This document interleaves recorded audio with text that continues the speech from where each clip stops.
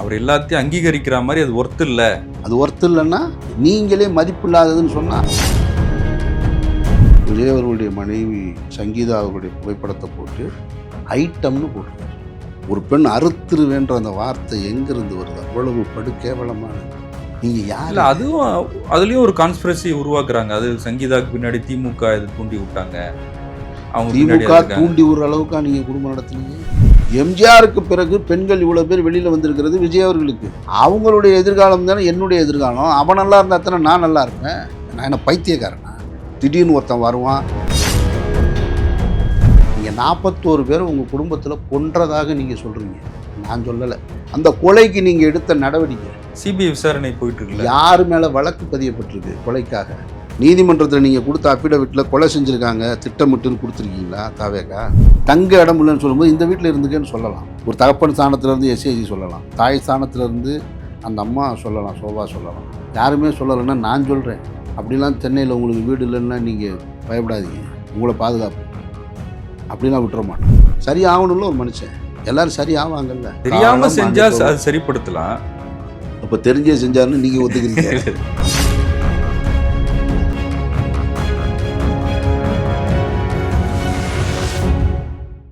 South beat அன்பு உறவுகளுக்கு வணக்கம். நான் ஃபெலிக்ஸ் இன்பஒளி. இந்த நேர்காணலில் நாம் சந்திக்கிருப்பவர் திரைக்கலைஞர் திரு அமீர் அவர்கள். வணக்கம். வணக்கம். சமீபத்தில் நீங்கள் ஃபோனில் வச்ச வாட்ஸ்அப் ஸ்டேட்டஸ் அது ரொம்ப செய்திகளில் ரொம்ப பரபரப்பாக பேசப்பட்டது. தாவேகா தலைவர் விஜய் குறித்தான பதிவுகள். அது விஜயோட அரசியல் என்ட்ரி இருக்கு இல்லையா, அதை நீங்கள் அந்த கட்டத்தில் ஆதரிச்சிங்க. கரூர் சம்பவத்தில் சில விமர்சனங்கள் இருந்தாலும் அதுக்கு பிறகும் கூட விஜயிடம் ஒரு மாற்றம் வரும், சரியாயிடுவார், அவரை நம்ம சரிப்படுத்தணும், நம்பிக்கை இருக்கு அப்படின்ற மாதிரி தான் நீங்கள் உங்களுடைய கருத்துக்களை முன் வச்சிங்க. சமீப காலமாக சில சர்ச்சைகள் போயிட்டுருக்கு அவருடைய தனிப்பட்ட வாழ்க்கை குறித்து. அது பொது வழியில் பேசப்படும் போது அவர் என்ன சொன்னார்னா, அதை பற்றிலாம் நீங்கள் ஃபீல் பண்ணாதீங்க, ஹர்ட் ஆகாதீங்க, அதை அந்த அளவுக்கு ஒர்த் இல்லை அப்படின்னு பேசியிருந்தார். உங்களுடைய 2 பதிவுகள் என்னன்னா, ஒன்று மனைவியையும் மகளையும் விரட்டி விட்டு மகளிர் தினம் கொண்டாட்டமா அப்படின்னு கேட்டிருந்தீங்க. 2வது சிபிஐக்கெல்லாம் பயந்து நீங்கள் பாஜக கூட கூட்டணி வச்சா அதோட தாவேக்கா முடிஞ்சிடும் அப்படின்னு சொல்லியிருந்தீங்க. முதல்ல நீங்கள் ஆதரித்த அந்த நிலை இப்போ என்ன மனநிலை இருக்கீங்க? இதில் ரொம்ப முக்கியமாக கவனிக்க வேண்டியது, எந்த பதிவுகள்லையுமே நான் தாவேகா அப்படின்ற அரசியல் கட்சியின் பெயர் குறித்தோ, நடிகர் விஜய் என்கின்ற பெயர் குறித்தோ, அல்லது தாவேகா தலைவர் விஜய் அப்படின்ற பெயர் குறித்தோ சொல்லலையா? சொல்லலை. அப்படி இருக்காது. அப்படி இல்லாமலே அது அவரை குறிக்குது அப்படின்னா அப்போ அதுதான் கள நிலவரம் அப்படின்றத நம்ம உணரணும். சிபிஐ விசாரணைக்கு பயந்து என்டிஏ கூட்டணிக்குள்ளே போயிடாதீங்க அப்படின்னு நான் ஒரு பதிவு போடுறேன்னா உங்கள் அரசியல் வாழ்க்கை முடிஞ்சிருக்கு. இவ்வளவு தான் அதுக்குள்ளே இருக்கிறது. அதுவே பெயர் இல்லாத ஒரு இடத்துல நேரடியாக போய் குறிக்குதுன்னா அப்போ அவ்வளவு களத்தில் அது குறித்து தான் பேசப்பட்டுக்கிட்டு இருக்குன்றதை நம்ம உணரும். அதே போல் தான் அந்த மனைவி மகள் குறித்தும் நான் போட்ட பதிவு. அதுலேயும் பெயர் குறித்து போடல. நான் தனிப்பட்ட முறையில் எப்பொழுதுமே பெயர் குறித்து விமர்சனம் பண்ணவே மாட்டேன். என்னுடைய கருத்துக்களை வைப்பேன். தனி மனித விமர்சனமாக தரக்குறைவான விமர்சனங்களை வைக்கிற எனக்கு பழக்கம் இல்லை. அது பரவாயில்ல, அது சரியாக தான் எல்லாரும் புரிஞ்சுக்கிட்டாங்கன்றத அடுத்தடுத்த செய்திகளில் வரும்போது நியூஸ் கார்டு போடும்போது விஜய் குறித்து தான் அப்படின்னு போடுறாங்க. ஆமாம், அவர் ஃபோட்டோ போட்டாலே வந்து சேர்ந்துடும். அது அதை போட்டு 2ஐயும் சேர்த்து போட்டோ அவர் ஃபோட்டோவும் செய்தி வச்சா கனெக்ட் ஆகிடும். அவ்வளோதான். நான் அதை நான் இல்லைன்னு மறுக்கலை. நான் சொல்ல வர்றது அதுதான் கள நிலவரம் என்பதை நீங்கள் புரிஞ்சுக்கணும்னு சொல்ல வரேன். நான் சம்மந்தம் இல்லாமல் ஒரு செய்தி போட்டால் ஃபெலிக்ஸை குறிக்குமா? அது குறிக்குமா? காசு வாங்கிட்டு தொடர்ச்சியாக நீங்கள் வந்து ஊடகத்தை நேர்காணல் செஞ்சுக்கிட்டு இருக்கீங்கன்னு போட்டால் அது ஃபெலிக்ஸை வந்து குறிச்சிருமா? அப்படி இல்லை. அப்படின்னா அதுதான் அதில் இருக்கிறது. அந்த உண்மையை நீங்கள் உணருங்கன்னு சொல்கிறேன். மற்றபடி ஒன்றும் இல்லை. ஃபைன். மற்றபடி விஜய் அவர்களுடைய அரசியலை நான் விஜய் அவர்களுடைய அரசியலை மட்டும் வரவேற்கலை. விஜய் சூப்பர் ஸ்டாராக தமிழ் சினிமாவில் உருவாவதை நான் வரவேற்கிறேன். நான் சொல்ல புரியுதா உங்களுக்கு? விஜய் அவர்கள் ஏன் அப்படின்னா, தமிழ் சமூகத்தில் தமிழ் சினிமாவில் நீண்ட நெடிய காலமாக பாகவதர் காலகட்டங்களுக்கு பின்னால் எம்ஜிஆர் தான் மிகப்பெரிய ஆளுமையாக இருந்தார், சூப்பர் ஸ்டாராக இருந்தார். அடிப்படையில் தமிழ் மண்ணை சாராதவர். நான் சொல்கிறது பிறப்பின் அடிப்படையில், மற்றபடி இனபேதம் பேசலை, இனவாதமும் பேசலை, புரிந்து கொள்வதற்காக சொல்கிறேன். அதுக்கடுத்து சூப்பர் ஸ்டார் ரஜினிகாந்த் அவர், அவரும் தமிழ் மண்ணை சாராதவர். அப்போ என் மண்ணை சார்ந்த, எந்த தூத்துக்குடியை பூர்வீகமாக கொண்ட என் மண்ணை சார்ந்த ஒரு நடிகர் உச்ச நடிகராக வருவதிலே நான் பெருமகிழ்ச்சி அடைஞ்சவன். அது புரியுதுன்னு நினைக்கிறேன் நான் உங்களுக்கு. என் மண்ணில் எப்பொழுதுமே பிற மொழி கலைஞர்களுக்கு அதிக முக்கியத்துவம் கொடுக்கப்பட்டிருக்கு. அதில் முதல் முறையாக விஜய் என்கின்ற நடிகர் தான் பல விமர்சனங்களுக்கு தாண்டி, பல அவமானங்களை தாண்டி திரை நடிகராக, நாயகனாக வெற்றி அடைஞ்சார். அதுவும் கிட்டத்தட்ட எம்ஜிஆர், ரஜினி அவர்களுக்கு இணையான ஒரு புகழை பெற்றவராக இருக்கார். அப்போவே நான் வாழ்த்து சொல்லியிருக்கேன். தமிழ் மண்ணை சார்ந்த ஒருத்தர் இந்த இடத்துல இருக்கிறத நான் பெரும் மகிழ்ச்சியோடு வரவேற்கிறேன். விஜய் தமிழர் அந்த அடிப்படையில் நான் பெருமை. இதை நான் அவருடைய தந்தையாரிடம் பலமுறை சொல்லியிருக்கேன். நான் அவரோட நான் உரையாடும் போது அந்த ஒரு காரணத்துக்காகவே நான் அவரை ஆதரிப்பேன் அப்படின்று சொல்லியிருக்கேன். அதே போல் அப்படிப்பட்ட ஒருத்தர் தான் பின்னால் அரசியலுக்கு வர்றார். அப்போ அரசியலுக்கு வரும் பொழுதும், இங்கே அரசியலுக்கு வரும் பொழுது எல்லாமே ஒரு டெம்ப்ளேட் டயலாக் இருக்குது. அந்த டெம்ப்ளேட் டயலாக் என்னென்னா, யார் வேணாலும் அரசியலுக்கு வரலாம், யார் வேணாலும் அரசியலுக்கு வரலாம், யார் வேணாலும் அரசியலுக்கு வரலாம். நீங்கள் எந்த அரசியல் கட்சி தலைவர்கிட்ட போய் கேட்டிங்கனாலும், யார்கிட்ட கேட்டிங்கனாலும் யார் வேணாலும் அரசியலுக்கு வரலாம் ஜனநாயக நாட்டில். அதோடு சேர்த்து கூடுதலாகவும் ஒன்று சொல்லணுன்றது என்னுடைய ஆசை. யார் வேணாலும் அரசியலுக்கு வரலாம், அரசியல் தெரிந்தவர்களாகவும் மக்களுக்கு நன்மை செய்கின்ற நோக்கத்தோடவும் அரசியலுக்கு வரணும், நேர்மையானவர்களும் அரசியலுக்கு வரணும், என் மண்ணை சார்ந்தவனும் வரணும் அப்படின்றதை இன்னும் நம்ம சொல்லிக்கிட்டே இருக்கோம். அடுத்தடுத்து யார் வேணாலும் வரலாம், யார் வேணாலும் வரலாம்னு சொல்லக்கூடாது.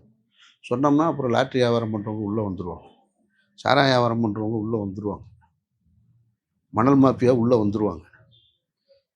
அப்படி நம்ம சொல்லக்கூடாது. அந்த டெம்ப்ளேட்டை நம்ம உடைக்கணும் அப்படின்றது என்னுடைய கருத்து. அந்த அடிப்படையில் விஜய் அவர்கள் அரசியல் வருகைக்கு வரும்போது நான் இதைத்தான் சொன்னேன். விஜய் அவர்கள், நான் அப்படி சொல்லலை, யார் வேணாலும் அரசியலுக்கு வரலான்னு சொல்லலை. அப்போ என்னுடைய நேர்காணல்கள், என்னுடைய கருத்துக்களை எடுத்து பார்த்தீங்கன்னா தெரியும். பெருவாரியான மக்கள் அன்பை பெற்ற விஜய் அரசியல் கட்சி ஆரம்பிக்கிறதுல தவறில்லை. அவருடைய அரசியலை நான் வரவேற்கிறேன், அந்த கட்சியை நான் வரவேற்கிறேன். அவர் அரசியல் நிலைப்பாட்டை எடுத்த உடனே சொன்னேன், நான் யார் வேணாலும் அரசியலுக்கு வரலான்னு சொல்லலை. பெருவாரியான மக்களின் அன்பை பெற்றவர் ஒருத்தர் அரசியலுக்கு வருவதை நம்ம வரவேற்கிறோம், அது ஒன்றும் தவறில்லையே அப்படின்னு சொன்னோம். அதுக்கப்புறம் அவருடைய மாநாட்டில் கட்சி கொள்கை தலைவர்களை அறிவிக்கும் போது பெரியாரையும் அம்பேத்கரையும் முன்னிலைப்படுத்தும் பொழுது, நம்ம காமராஜரையும் முன்னிலைப்படுத்தும் போது நம்ம கூடுதலாக அவருக்கு ஆதரவு கொடுத்தோம். இளைஞர்கள் மத்தியில் இந்த தலைவர்கள் போய் சேரணும், அதுக்கு விஜய் ஒரு கருவியாக இருக்காருன்னு பேசியிருந்தீங்க. நிச்சயமாக பேசினேன். அதுக்கு இன்னும் கூடுதல் காரணமும் சொல்லியிருந்தேன். ஏன் அப்படின்னா, விஜய் அவர்களுடைய அரசியல் கட்சி அறிவிப்புக்கு முன்னால் தமிழ்நாட்டில் மாற்று சக்தியாக, ஏன்னா நீண்ட காலமாகவே திமுகவுக்கு மாற்று அதிமுகன்னு ஒரு கட்சி உருவானது. அப்புறம் திமுகவும் காங்கிரஸுக்கு மாற்றாக திமுக உருவானது, திமுகவுக்கு மாற்றாக அதிமுக உருவானது. அப்புறம் திமுகவும் அதிமுகவும் மாற்றி மாற்றி திராவிட கட்சிகள் வரும் பொழுது இது ரெண்டுக்கும் மாற்றாக ஒன்று வரணும்னு விஜயகாந்த் தலைமையில் ஒன்று, அப்புறம் மூன்றாவது அணின்னு சொல்லி இது மாதிரி நிறைய நடந்துக்கிட்டே இருந்தது. கமலஹாசன் மக்கள் நீதி மையம் உருவானது. அப்போ அதிமுகவுக்கு மாற்றாக மக்கள் நீதி மையம் உருவானது. இது மாதிரி ஒவ்வொரு முறையும் வரும்போது ஒன்று சொல்லிகிட்டே இருப்பாங்க. அப்போ ஒரு மூன்றாவதாக மாற்று வேணுன்ற ஒரு கருத்தியலை கொண்ட ஒரு வாக்காளர்கள் தொடர்ச்சியாக தமிழ்நாட்டில் இருந்துக்கிட்டே இருக்காங்க, எப்பயுமே இருப்பாங்க. அப்படி தான் நாம் தமிழரும் உருவாகிறது. நாம் தமிழரையும் அப்படி தான் பெருவாரியான மக்கள், 36 லட்சம் மக்கள் வாக்களித்து வாக்குகளை செலுத்துகிறாங்க. இதில் எங்கே ஒரு ஆபத்து இருந்ததுன்னா, இந்த கட்சிகளுக்குள்ள, இந்த மாநிலத்திலிருந்து உருவான கட்சிகளுக்குள்ள ஒரு போட்டி இருக்கும் பொழுது ஒன்றியத்திலிருந்து ஒரு கட்சி, தேசிய கட்சி உள்ள வருது. அது தமிழ்நாட்டுக்கு மிக ஆபத்தானது. இல்லை, அது எந்த அடிப்படையில் சொல்கிறீங்க? இப்போ காங்கிரஸ் கட்சி தேசிய கட்சி தான், காங்கிரஸ் கட்சி, கம்யூனிஸ்ட் பார்ட்டி தேசிய கட்சி தான். அதான் சார், அது கழகங்கள் இல்லாத தமிழ்நாட்டை உருவாக்குவோன்னு சொல்லி காங்கிரஸும் சொல்லலை, கம்யூனிஸ்ட்டும் சொல்லலை. காங்கிரஸ் நாங்கள் ஆட்சியை பிடிப்போம் அப்படின்னு சொல்லிட்டு ஒரு தத்துவத்தை இந்துக்களை பூரா ஒன்று சேருங்கன்னு சொல்லியும் சொல்லலை. கம்யூனிஸ்டும் அப்படி சொல்லலை. கருத்தியலாக அவங்க சொல்கிறாங்க. அவங்க எங்கே நாங்கள் அவங்க கூட்டணியில் தான் இருக்காங்க, கூட்டணியில் தான் இருக்காங்க. கூட்டணியில் பங்கு கூட கேட்கல அவங்க. அவங்களுடைய நிலைப்பாடு காங்கிரஸ் அதிகாரத்தில் இருந்த காங்கிரஸ் அப்படியே கொஞ்சம் கொஞ்சமாக தேஞ்சு அது கூட்டணி கட்சியாக மாறி முடிஞ்சு போயிடுச்சு. அது காங்கிரஸையும் நம்ம எப்போ தேர்ந்தெடுக்கிறோம்னா ஒன்றியத்துக்கான தேர்தல் வரும்போது தான் காங்கிரஸுக்கு முக்கியத்துவம் கொடுக்குறோமே தவிர மாநில தேர்தலில் எந்த முக்கியத்துவம் கொடுக்கறதில்ல.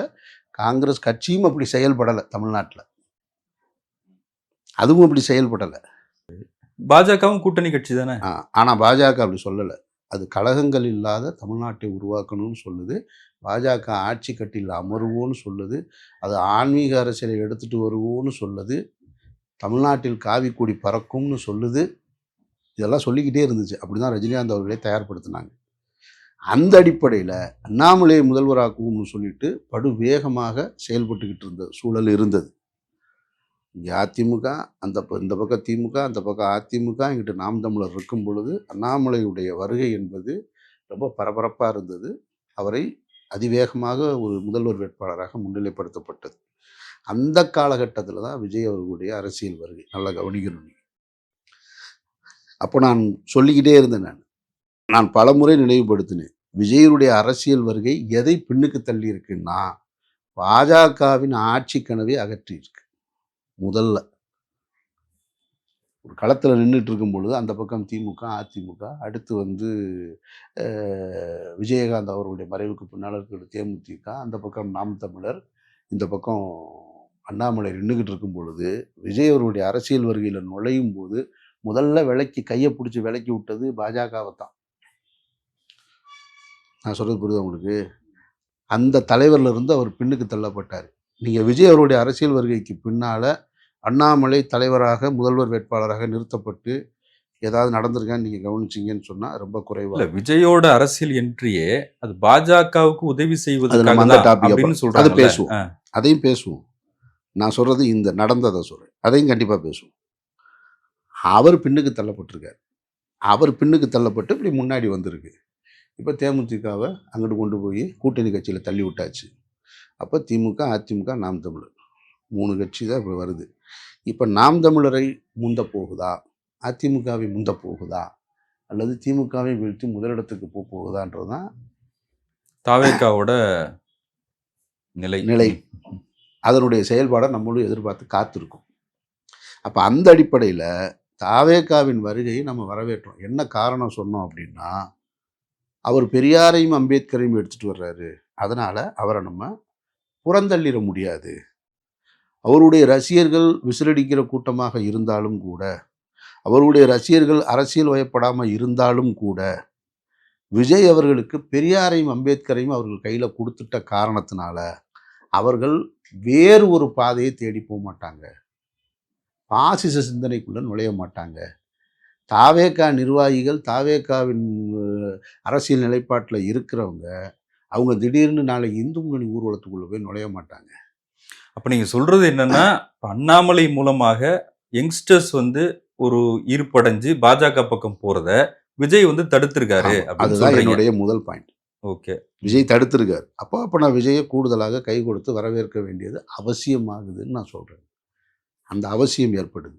நாம் தமிழருக்கு பெருவாரியான இளைஞர்கள் செல்வாக்கு இருந்தது போல, நாம் தமிழருடைய கருத்தியலுக்கு பிடிக்காம, அல்லது அவங்களுடைய வீரியமான பேச்சுக்கள் பிடிக்காம, அல்லது அவங்க பெரியாரை எதிர்க்கிறது பிடிக்காம ஒரு கூட்டம் இருக்கும் இல்லையா, அவர்களை பூரா அண்ணாமலையோ பாஜகவோ கைப்பற்றிடக்கூடாது. அந்த பக்கம் அதிமுகவின் தலைமையை ஏற்காமல் இருக்கலாம், திமுகவுடைய எதிர்ப்பு நிலைப்பாட்டில் அவங்க இருக்கலாம். அப்போ அவங்க பூரா எங்கே போவாங்கன்னா பாஜகவுக்கு போயிடக்கூடாது. பாஜகவுக்கு போவதற்கான சூழலும் இருந்ததுன்றது மறுக்க முடியாத உண்மை. அறுவடை வீடுகளுக்கான மாநாடு இங்கே போடப்பட்டு ஒரு பெருவாரியான கூட்டத்தை காண்பிக்க முடிஞ்சது அவங்களால. அதை தடுத்திருக்காரு முதல்ல விஜய். அப்போ அந்த வாழ்த்து சொல்ல வேண்டிய கடமையும் பொறுப்பும் எனக்கு இருக்கு. நான் வாழ்த்து சொன்னேன். இல்லை, அது கொள்கை அடிப்படையில் சொல்கிறீங்களா, இல்லை ஒரு அக்ரெசிவ் பாலிடிக்ஸை முன்னெடுக்கிற ஒரு கொள்கை அடிப்படையில் தான் சொல்கிறேன். நான் கொள்கை அடிப்படையில் சொல்கிறேன். அப்போ விஜய் கூட இருக்கிற அந்த தொண்டர்கள் எல்லாம் கொள்கை அடிப்படையில் முடிவெடுத்தவங்க சொல்ல வரீங்களா? அதை தான் நான் சொல்ல வரேன். விஜயின் தாவேகா தொண்டர்கள் அவர்கள் அரசியல் வயப்படாமல் இருக்கலாம், அரசியல் புரியாமல் இருக்கலாம், அவர்கள் பெருவாரியாக விசிலடிச்சார்கள் குஞ்சுகளாக நீங்கள் சொல்லுவது போல இருக்கலாம், அல்லது பல்வேறு விமர்சனங்களை நீங்கள் வைப்பது போல இருக்கலாம். அவன் பெரியாரை ஏற்கிறான், அம்பேத்கரை ஏற்கிறான். அவன் ஒரு பிற்படுத்தப்பட்ட சாதியாக கூட இருப்பான். விஜய் ரசிகர்கள் என்ன எங்கேருந்து வருவாங்க? எல்லா சாதியிலிருந்து வருவாங்கல்ல. அப்போது அவர்கள் வந்து மத நம்பிக்கை உடையவர்களாக கூட இருப்பாங்க. ஆனால் மத நம்பிக்கை உடையவர்களாக இருந்தாலும் அவர்களும் பெரியாரை ஏற்கிறார்கள், அவர்களும் அம்பேத்கரை ஏற்கிறார்கள்ன்றது ரொம்ப முக்கியமானதுல. அப்போ இன்றைக்கு தமிழ்நாட்டில் வரக்கூடிய ஒரு புதிய கட்சி தலைவராக, இப்போ உதாரணத்துக்கு எடுத்துக்கிட்டோம்னா திமுக, அதிமுகவுக்கு மாற்றா வந்த தேமுதிகவோ, மக்கள் நீதி மையமோ, நாம் தமிழரோ பெரியாரையும் அம்பேத்கரையும் முன்னிலைப்படுத்தி வரல. பாஜகவோ பெரியாரையும் அம்பேத்கரையும் கொள்கை தலைவர், காமராஜரின் கொள்கை தலைவர்னு சொல்லலை. இந்த தலைவர்களை பற்றி பேசும்போது புலங்காயுதமாக பேசுவாங்க, புகழ்ச்சியாக பேசுவாங்க. இவர்கள்லாம் எங்கள் கட்சியின் கொள்கை தலைவர்கள்னு இந்த கட்சிகள் எதுவுமே அறிவிக்கலை. அந்த அடிப்படையில் நான் தாவேகாவை அப்படி பார்க்குறேன். அதனால் தாவேகாவை விமர்சனம் பண்ணுவதில் எனக்கு உடன்பாடு இல்லை. ஏன்னா இந்த தலைவர்கள் இருக்கின்ற காரணத்தினால இந்த தொண்டர்கள் நிச்சயமாக வழி தவற மாட்டாங்க அப்படின்ற ஒரு நம்பிக்கையோடு நான் காத்திருக்கேன். நான் சொல்றது புரியுதுன்னு நினைக்கிறேன். மற்ற அரசியல் கட்சியில கூட அவங்க அரசியல் வயப்படாமல் இருக்கலாம், சில தவறுகள் நடந்திருக்கலாம். அதனால தான் அவர்களை நீங்கள் தற்குறின்னு சொல்லும்போது கூட தற்குறின்னு சொல்லி அவர்களை தவிர்த்துறாதீங்க. அது ஒரு ஃபோர்ஸ், அதோட பர்சன்டேஜ் என்னன்னு இன்னும் யாருக்கும் தெரியாது. யூகத்தில் அவங்கவுங்க ஒன்று சொல்லிக்கலாம். எனக்கு ஒரு கணிப்பு இருக்குது, அந்த ஃபோர்ஸ்க்கு எவ்வளோ பர்சன்டேஜ் இருக்குன்னு. அவங்களே ஒரு கணிப்பு சொல்கிறாங்க 40%. அதெல்லாம் யூகம். அது அவங்களே சந்தோஷப்படுத்திக்கிறதுக்காக அன்டெஸ்டட். ஆனால் அந்த ஃபோர்ஸ் இருக்கிறத மறுக்க முடியாது. ஆண்கள் இருக்காங்க, பெண்களும் இருக்காங்க, கல்லூரி மாணவர்கள் இருக்காங்க, மாணவிகள் இருக்காங்க, எல்லா சமயத்தவர்களும் இருக்காங்க. அப்போ அவர்களுக்கு ஒரு சிலர் செய்கிற தவறுக்காக ஒட்டுமொத்தமாக தற்கொலை கூட்டம்னு அதை ஒதுக்கிடக்கூடாது. அதை ஒதுக்குறது நல்லதில்லை. நீங்கள் ஒருத்தரை தற்கொலைன்னு சொல்லி ஒதுக்குவதால் என்ன ஆகும்? தவறானவர்கள் நாளைக்கு கைகோர்க்கக்கூடிய சூழல் வரும். இல்லை, தற்கொலைன்ற விமர்சனம் கூட தொண்டர்கள் நோக்கி சொல்றது இல்லை, விஜயோட செயல்பாடு குறித்து தானே விமர்சனம் வருது. விஜயுடைய செயல்பாடுகளை நோக்கி வரல, விஜய் ரசிகர்களுடைய செயல்பாடுகளை நோக்கி தான் வந்தது. விஜய் ஒன்றுமே பேச மாட்டேன்றார் தான் இதில் இருக்கிற பிரச்சனையே. அவர் பேசியிருந்தா இது இல்லை. அவரும் பத்திரிகையாளர் சந்திப்பு நடத்துறதில்ல, அவரும் தன்னுடைய கட்சி என்ன காரணத்துக்காக கட்சி ஆரம்பிச்சேன்னு சொல்லலை, என்ன நோக்கத்துக்காக தேர்தல் அரசியலுக்கு வந்தேன்னு சொல்லலை, என்னுடைய இளைஞர்கள், என்னுடைய ரசிகர்களை, தொண்டர்களை எப்படி வழிநடத்த போகிறேன்னு அவரும் சொல்லாதது காரணத்தினால தான் இவர்கள் எதுவுமே புரியாமல் ஒரு செயல்பாட்டில் இருந்துக்கிட்டே இருக்காங்க. டே ஒன்லேயே விக்கிரவாண்டி மாநாட்டிலே அவர் என்ன பண்ணிட்டார்? வந்த உடனே டே ஒன்லேயே திமுக தீய சக்தின்னு முடிச்சிட்டார். நான் இந்த காரணத்துக்காக அரசியலுக்கு வந்தேன்.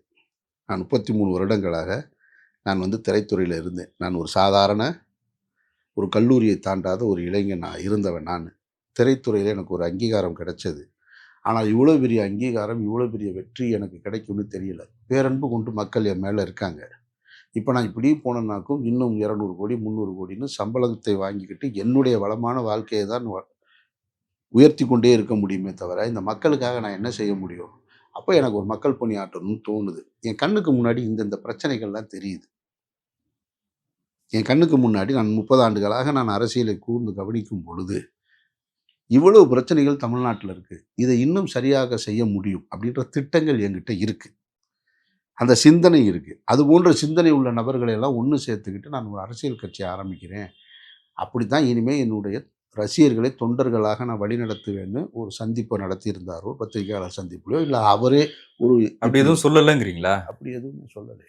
இல்லை, அவரு அவங்க பாசிசம்னா நீங்க என்ன பாயாசமா? அதான் நான் சொல்றேன். அவர் எடுத்த உடனேயே டே ஒன்லேயே நான் கட்சி ஆரம்பிக்கிறேன், திமுக ஒரு தீய சக்தி, எங்களுக்கு அரசியல் எதிரி திமுக, கொள்கை எதிரி பாஜக, இவ்வளோதான் முடிஞ்சு போச்சு, பிறப்புக்கும் எல்லா உயிருக்கும், இவ்வளோ தான் சொன்னார். விக்கிரவாண்டி மாநாட்டிலே அவர் அதான் பேசினார். அப்புறம் நான் யாரையும் தனிப்பட்ட முறையில் விமர்சிக்க மாட்டேன்னு சொன்னார். ஆனால் அதுக்கப்புறம் தொடர்ச்சியாக விமர்சிச்சுக்கிட்டே இருந்தாருன்னு வச்சுங்க. அதெல்லாம் வேறு டாபிக். அப்போ இந்த காரணங்கள் இல்லாததுனால தான் அவருடைய ரசிகர்களை எந்த பக்கம் போகிறது, தன்னுடைய தலைவன் எப்படி கூட்டிகிட்டு போகிறாருன்னு தெரியாமல் இருக்காங்க அவங்க. சார், அவன் ஜனநாயகன் திரைப்பட ரிலீஸுக்காக காத்திருந்த ஒரு கூட்டம். நீங்கள் ஜனநாயகன் திரைப்பட ரிலீஸுக்காக காத்திருந்த கூட்டத்தை அவன் திரும்பவும் மாலை போட்டு கட் அவுட்டுக்கு பாலாபிஷேகம் பண்ணி தீபாராதனை காட்டி கொண்டாடுவதற்காக காத்திருந்தவனை திடீர்னு நீ வேட்பாளராகவும் வாக்காளராகவும் வாங்கன்னு சொல்கிறீங்க. அப்படிங்கும்போது என்ன சொல்லி இந்த இடத்துக்கு கூட்டிகிட்டு வர, நம்ம அந்த வேலை செய்ய வரல, நம்ம இன்னொரு வேலை இருக்குன்னு சொல்லி பக்குவப்படுத்தி கூட்டிகிட்டு வந்திருக்கணும். சரியா வழிநடத்தலைங்கிறீங்க. அதைத்தான் நான் தொடக்கத்துல இருந்து சொன்னேன். தாவேகா அவருக்கு ஒரு நோக்கம் இருந்திருக்கலாம் தவேக தலைவருக்கு. ஆனால் அந்த நோக்கத்தை செயல்படுத்துவதற்கு அவர் யாரையெல்லாம் சந்திச்சாருன்னு ஒன்று இருக்குல்ல. அவர் யாரையெல்லாம் எந்த சமூக சிந்தனை உள்ள சக்திகளை தன் பக்கம் சேர்த்துக்கிட்டாருன்னு ஒன்று இருக்குல்ல. அது இல்லைல்ல. அப்படி இருக்கும்போது என்ன இருக்கும்? உசியானந்த் என்கின்றவர் அவருடைய நீண்ட காலமாக அவருடைய மன்றத்தை நிர்வகிக்கிற பொதுச் செயலாளராக இருந்தவர் நினைக்கிறேன் நான். அப்புறம் அவருக்கும் எப்போ நட்பு ஏற்பட்டது, எப்படி ஏற்பட்டது எதுவுமே தெரியாது. அவருடைய நீண்ட நெடிய காலமாக இருந்த செல்வகுமார் போன்றவர்கள்லாம் இல்லை. அப்புறம் ஜெகதீஷ், அப்புறம் இன்னும் சும்மா ஜான் ஆரோக்கியசாமி போன்றவர்கள்லாம் வந்து தான் அவருடைய அரசியல் நிலைப்பாட்டை உறுதி செஞ்சதாக சொல்கிறாங்க. நமக்கு பின்னாடி என்ன நடக்குதுன்னு தெரியாது. இதையெல்லாம் நாம் சொல்கிறத விட அவருடைய தந்தையார் எஸ்.ஏ. சந்திரசேகர், என்னுடைய மகன் ஒரு மாய வலையில் சிக்கியிருக்காரு, ஒரு தவறான கூட்டத்தில் சிக்கியிருக்காரு, நான் மீட்க போராடுறேன்னு சொல்லி நேர்காணல் கொடுத்துருக்காரு. ஆமாவா இல்லையா? அதுதானே அதைத்தான் நம்மளும் சொல்கிறோம். இல்லை, அந்த நேர்காணலே கட்சி தொடங்குறதுக்கு முன்னாடின்னு நினைக்கிறேன். கட்சி தொடங்குறதுக்கு முன்னாடி அப்போ அவரை தவறாக வழி நடத்துகிறாங்கன்னு அவர் சொல்லிக்கிட்டே இருக்காரு. அப்போது அவரை ஒரு நடிகராக உயர்த்திய ஒரு அந்தஸ்துக்கு கொண்டு வந்து போராடி அவருடைய தகப்பனாரை நான் பலமுறை சொல்கிறது, எவ்வளவு பேரை நீங்கள் வேணாலும் கூட வச்சுக்கலாம், யார் வேணாலும் உங்கள் பின்னாடி நிற்கலாம், உங்களுடைய உடன் பிறந்தார்கள், உங்களுடைய பெற்ற பிள்ளைகள், உங்களை பெற்றோர்களைப் போல உங்களுக்கு ஒருத்தர் வாழ்க்கையில் உண்மையானவர்கள் கிடைக்கவே மாட்டாங்க. நான் அதை அடித்து சொல்கிறேன். நீங்கள் யாராக வேணாலும் இருங்க, உங்களுடைய பெற்றோர்கள் உங்களுக்கு தீயது நினைக்க மாட்டாங்க, உங்களுடைய உடன் பிறந்தார்கள் உங்களை காட்டி கொடுக்க மாட்டாங்க, உங்களுக்கு பிறந்தவர்கள் நீங்கள் தோற்று போகணும்னு விரும்ப மாட்டாங்க. ஆனால் நீங்கள் அவர்களெல்லாம் ஒதுக்கி வச்சுட்டு வேறு ஒரு டீமோட வேலை செய்கிறீங்க. இது சரியானதில்லை. இந்த கருத்தையும் நான் பல முறை முன் வச்சுருக்கேன். அவரை வழிநடத்துவதற்கு சரியான ஆள் வேணும். சரி, ஓகே. இப்போ அப்படி ஒரு சூழலில் விஜய் அவர்கள் அரசியலுக்கு வந்தார். வந்த உடனே அவர் கூட யார் யார் வந்தா? விஜய் அவர்களுக்கு நேர் எதிராக அவரை விசாரணை செய்த அருண்ராஜ்ன்ற ஒரு அதிகாரி அவரோட ஐஆர்எஸ் வந்தார். வர்றார். பாஜகவில் இருந்த நிர்மல்குமார் வர்றார். லாட்டரி அதிபராக இருந்த ஆதவர்ஜுனா வர்றார். அவர் நேற்றைக்கு வரைக்கும் அதிமுக வெற்றி பெறுவதற்காக பாடுபட்டவர்னு அவரே சொல்கிறார். அப்புறம் அவர் விடுதலை சிறுத்தைகள் கட்சியில் போய் இருந்து அங்கே தனக்கு எம்பி பதவி கிடைக்கலன்னு அங்கேருந்து இங்கே வர்றார். இப்போ இவர்களையெல்லாம் வைத்துக்கிட்டு நான் ஒரு மாற்றத்தை உருவாக்குறேன்னு சொல்லும்போது கூட நம்ம இது சரியா இல்லை, கவனமாக இருங்க. பணக்காரர்களுடைய அரசியல் வருகையை நான் எப்பொழுதுமே ஏற்க மாட்டேன். இப்பவும் சொல்கிறேன், அன்னைக்கும் சொல்கிறேன், இப்பவும் சொல்கிறேன். அப்படி பார்த்தா விஜய்கிட்டையும் பணம் இருக்கே. விஜய்கிட்ட பணம் மட்டும் இல்லை, விஜய்கிட்ட மக்கள் செல்வாக்கு இருக்குது. எம்ஜிஆர்கிட்ட பணம் மட்டும் இல்லை, மக்கள் செல்வாக்கு இருந்தது. பெரியாரிடம் பணம் மட்டும் இல்லை, அவரோட ஒரு கருத்து இருந்தது, மக்கள் செல்வாக்கு இருந்தது. நான் சொல்கிறது, இவர்கள் எல்லாம் மக்களால் அறியப்படுவதற்கு முன்னால் வெறும் பணக்காரராக இருந்தவங்க. விஜய் என்கின்ற இந்த பிம்பத்தின் பக்கத்தில் ஆதவர்ஜுனா நிற்கலைன்னா அவர் யார் அப்படின்ற கேள்வி இருக்குது. அவர் ஒரு பணக்காரர், ஒரு லாட்டரி அதிபர். இல்லை, அவங்க மாமனார் தான் அது. அவரும் லாட்டரி அதிபர் தான். மாமனார்னா மகன் சொத்து வராதா? அதெல்லாம் விடுங்க, அந்த பிரச்சனைக்குள்ளெல்லாம் போக வேண்டாம். அவருக்கு வேறு என்ன இருக்குது? அவர் எப்படி திடீர்னு இப்படி ஒரு பேனாவை கையில் வச்சுட்டு இன்டர்வியூ கொடுக்க முடியுது? அவர் எப்படி நேரலைகளில் வர முடியுது? பணம் இருந்தால் தான் வர முடியும்.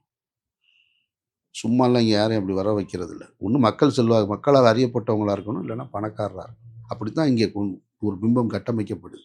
அப்போ இவர்களெல்லாம் சேர்ந்து ஒன்றை உருவாக்குவது என்பது அது ஒரு ஆபத்தான ஒரு சூழல். அதுக்கப்புறம் செங்கோட்டையன் போனார்.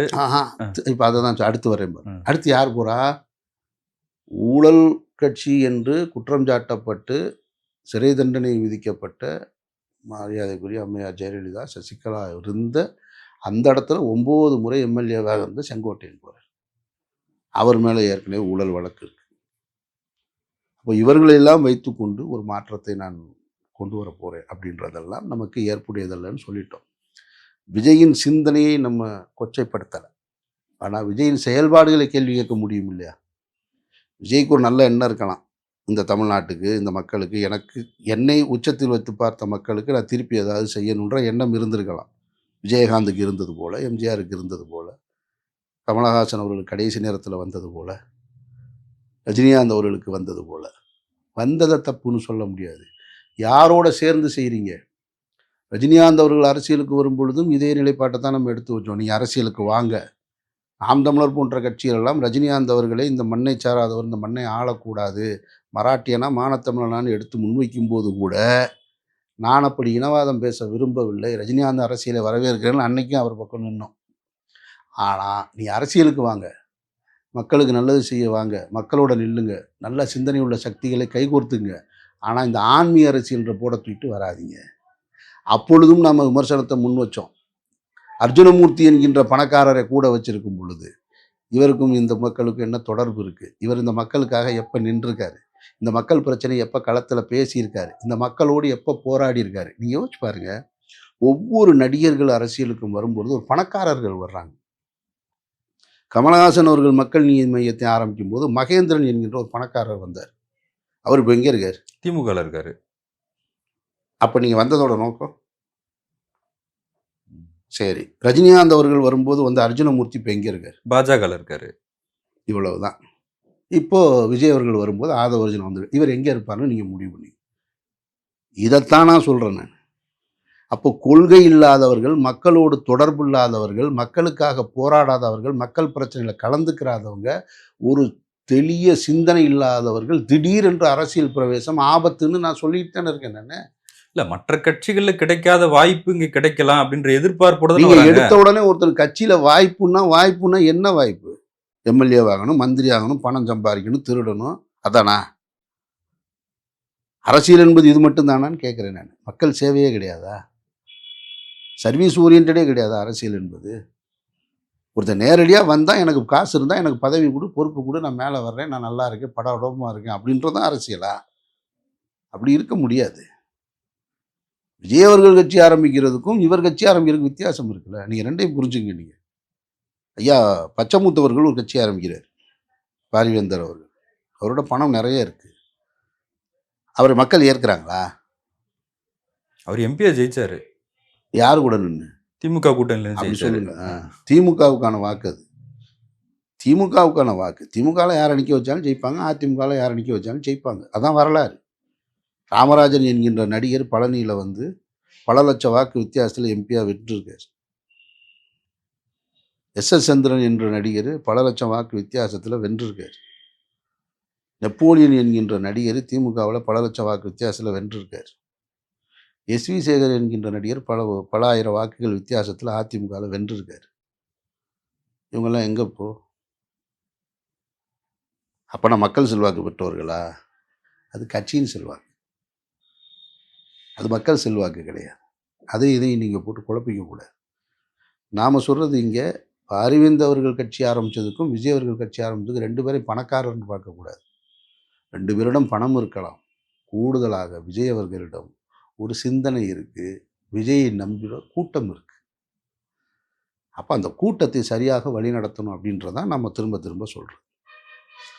அந்த கூட்டத்தை அவர்களுடைய தொடக்க காலகட்டத்தில் ஏற்பட்ட சில தவறுகளுக்காக அவர்களை நம்ம ஒதுக்கி வச்சிடக்கூடாதுன்னு தான் நான் தாவேக்காவை சப்போர்ட் பண்ணிக்கிட்டே இருக்கேன். பல விமர்சனங்கள் வந்தாலும் கரூர் நிகழ்வில் கூட நம்ம வந்து அவர் போனதை தவறுன்னு தான் சொல்கிறோம். அந்த இடத்துக்கு போயிருக்கணும். அவர் மட்டும் அப்போ அவங்க அதை சமாளிக்கிறாங்க. அது அவங்களுக்கு கையாள தெரியலை. எனக்கு தெரிஞ்சு நான் அப்படி தான் நினைக்கிறேன். அவர்களுக்கு அதை கையாள தெரியலைன்னு தான் அவரை எதிர்க்கிற அரசியல் கட்சிகள் அத்தனையும் கூட அவருக்கு ஆதரவாக தான் நின்னாங்க அன்றைக்கு முதல் நாள். யாருமே அவரை குற்றம் சொல்லலை. ஆனா அவரு சொல்றாருல என் மேல பழிய போடுறீங்க.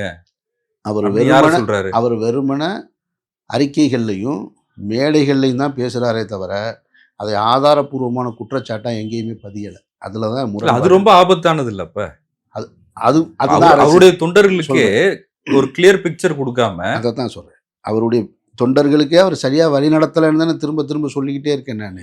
கரூர் நிகழ்வுல அது ஒரு அகால துயர சம்பவம்னு எல்லா கட்சிகளும் சொல்கிறாங்க. அது ஒரு விபத்துன்னு எல்லா கட்சிகளும் சொல்கிறாங்க. 2 நாளைக்கு முன்னாடி தாவேக்காவை சேர்ந்த நிர்மல்குமார் என்ன சொல்கிறாருன்னா, அது கொலைன்றாரு. 41 பேர் கொலைன்றாரு. உங்கள் குடும்பத்தில் இருக்க 41 பேரை கொலை செஞ்சால் நீங்கள் என்ன செய்யணும்? நீங்கள் என்ன செஞ்சுருக்கணும்? காவல் நிலையத்துக்கு நீதிமன்றத்துக்கு ஓடி இருக்கணுமா இல்லையா? எங்கள் குடும்பத்தில் 41 பேரை கொண்டிருக்காங்க. A1 செந்தில் பாலாஜி, A2 இவர், A3 இவர், இவங்கெல்லாம் இவ்வளோ சதி செஞ்சுருக்காங்க, எங்ககிட்ட ஆதாரம் இருக்குதுன்னு சொல்லி ஆமாவா இல்லையா? நீங்கள் ரோட்டில் போனீங்கன்னா ஒருத்தர் சப்புன்னு அடித்தா கூட ஓடி போய் பக்கத்தில் இருக்க ஸ்டேஷனில் கம்ப்ளைண்ட் பண்ணுவோம். நீங்கள் 41 பேரை உங்கள் குடும்பத்தில் கொன்றதாக நீங்கள் சொல்கிறீங்க. நான் சொல்லலை. அதை விபத்துன்னு ஒட்டுமொத்த தமிழ் சமூகமும் சொல்லுது. அரசியல் கட்சிகளும் சொல்கிறாங்க. விஜய் அவர்களுடைய காலதாமதத்தால் நடந்த மரணம். ஒருவரை ஒருவர் முண்டிக்கொண்டு ஒரு சாக்கடைக்குள்ள ஒரு சிறு குழு விழுந்ததில் அதில் ஒன்றின் மேலே ஒன்று ஏறி நடந்த விபத்து. நீங்கள் உலகம் பூரா அமெரிக்கா இன்டெலிஜென்ஸ் ஏஜென்சியை கொண்டு வந்து விசாரிச்சா கூட கரூரில் இதுதான் நடந்துச்சுன்னு சொல்லுவான். இதை தாண்டி வேற எதுவுமே இருக்காது. சிபிஐல அதான் நடக்கும்ன்றீங்களா? அதுதாங்க நிஜம். அதை தாண்டி வேற ஒன்றுமே அதில் இருக்கவே முடியாதுங்க. ஏன்னா எந்த ஆதாரமும் இல்லை அதுக்கு. அது விபத்து. மகாமகம் குளத்தில் நடந்தது ஒரு விபத்து. இல்ல ஆதாரம் இல்லைன்னாலும் பல கதைகள் வந்து கட்டவிழ்த்து விடப்பட்டது இல்லையா? அந்த கதைகளை அதெல்லாம் உண்மையா பொய்யா? அந்த கதைகளை எல்லாம் யார் தொடங்கினா? முதல்ல தொடங்கினது பாஜக. விஜய்க்கு ஆதரவளிப்பது போல வந்து அவர்கள் வந்து சொல்லுவது வரைக்கும் இவர்களே திமுகவை நேரடியாக குற்றம் சொல்லலை. பாஜக வந்து தான் இந்த ஒரு குற்றச்சாட்டை வைக்குது. அது அரசியல் லாபத்துக்காக, சுயநலத்துக்காக, விஜயை தங்கள் பக்கம் எடுக்கணுன்றதுக்காக என்ன திடீர்னு வந்து இறங்குனாங்களே. பாஜக விழுந்து ஆய்வுக்குழு ஹேமமாலினி தலைமையில் பயங்கரமான ஆய்வு. சிபிஐ விட மிக பயங்கரமான புலனாய்வு புலிகள் அவர்கள்லாம். அப்போது ஹேமமாலினி வரும்பொழுது அண்ணாமலை போன்றவர்கள் ஆங்கிலத்தில் மொழிபெயர்த்தார். நினைவு இருக்குமா உங்களுக்கு? கத்தி எடுத்தாங்க, கிழிச்சாங்க அப்படின்னு. எவ்வளோ பெரிய பச்சை பொய், ஒரு அப்பட்டமான பொய் இல்லையா? ஒரு நிகழ்ந்திருந்தா கூட மனசாரி இருக்கும். அப்படி ஒரு சம்பவமே நிகழாத போது யார் கத்தி எடுத்தா, யார் கிழிச்சா, யார் அப்படி சொன்னா?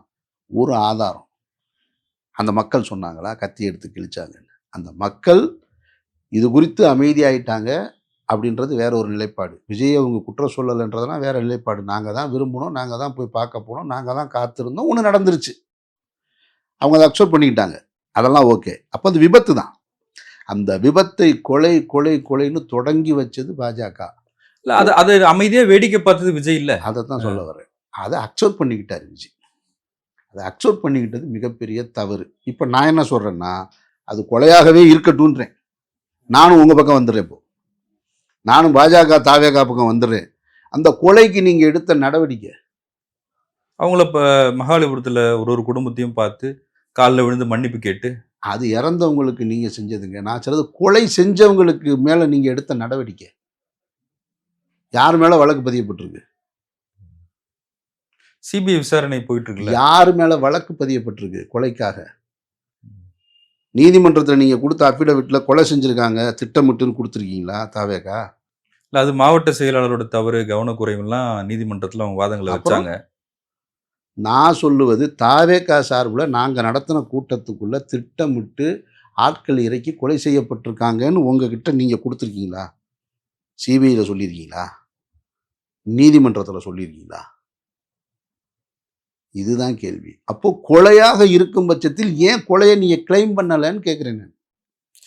நான் சொல்றது வந்து ஒரு அரசியலுக்காக பயன்படுத்த வச்சுட்டாங்க. அவங்களுக்கு அந்த எண்ணம் இல்லை. தாவேகாவுக்கு அந்த எண்ணம் இல்லை. தாவேகா அது வந்து முதல் முறையாக களத்தில் புதுசாக சேர்ந்த வேலையை சேர்ந்த போலீஸ்காரர் போல புரியாமல் நின்றுட்டு இருந்தாங்க.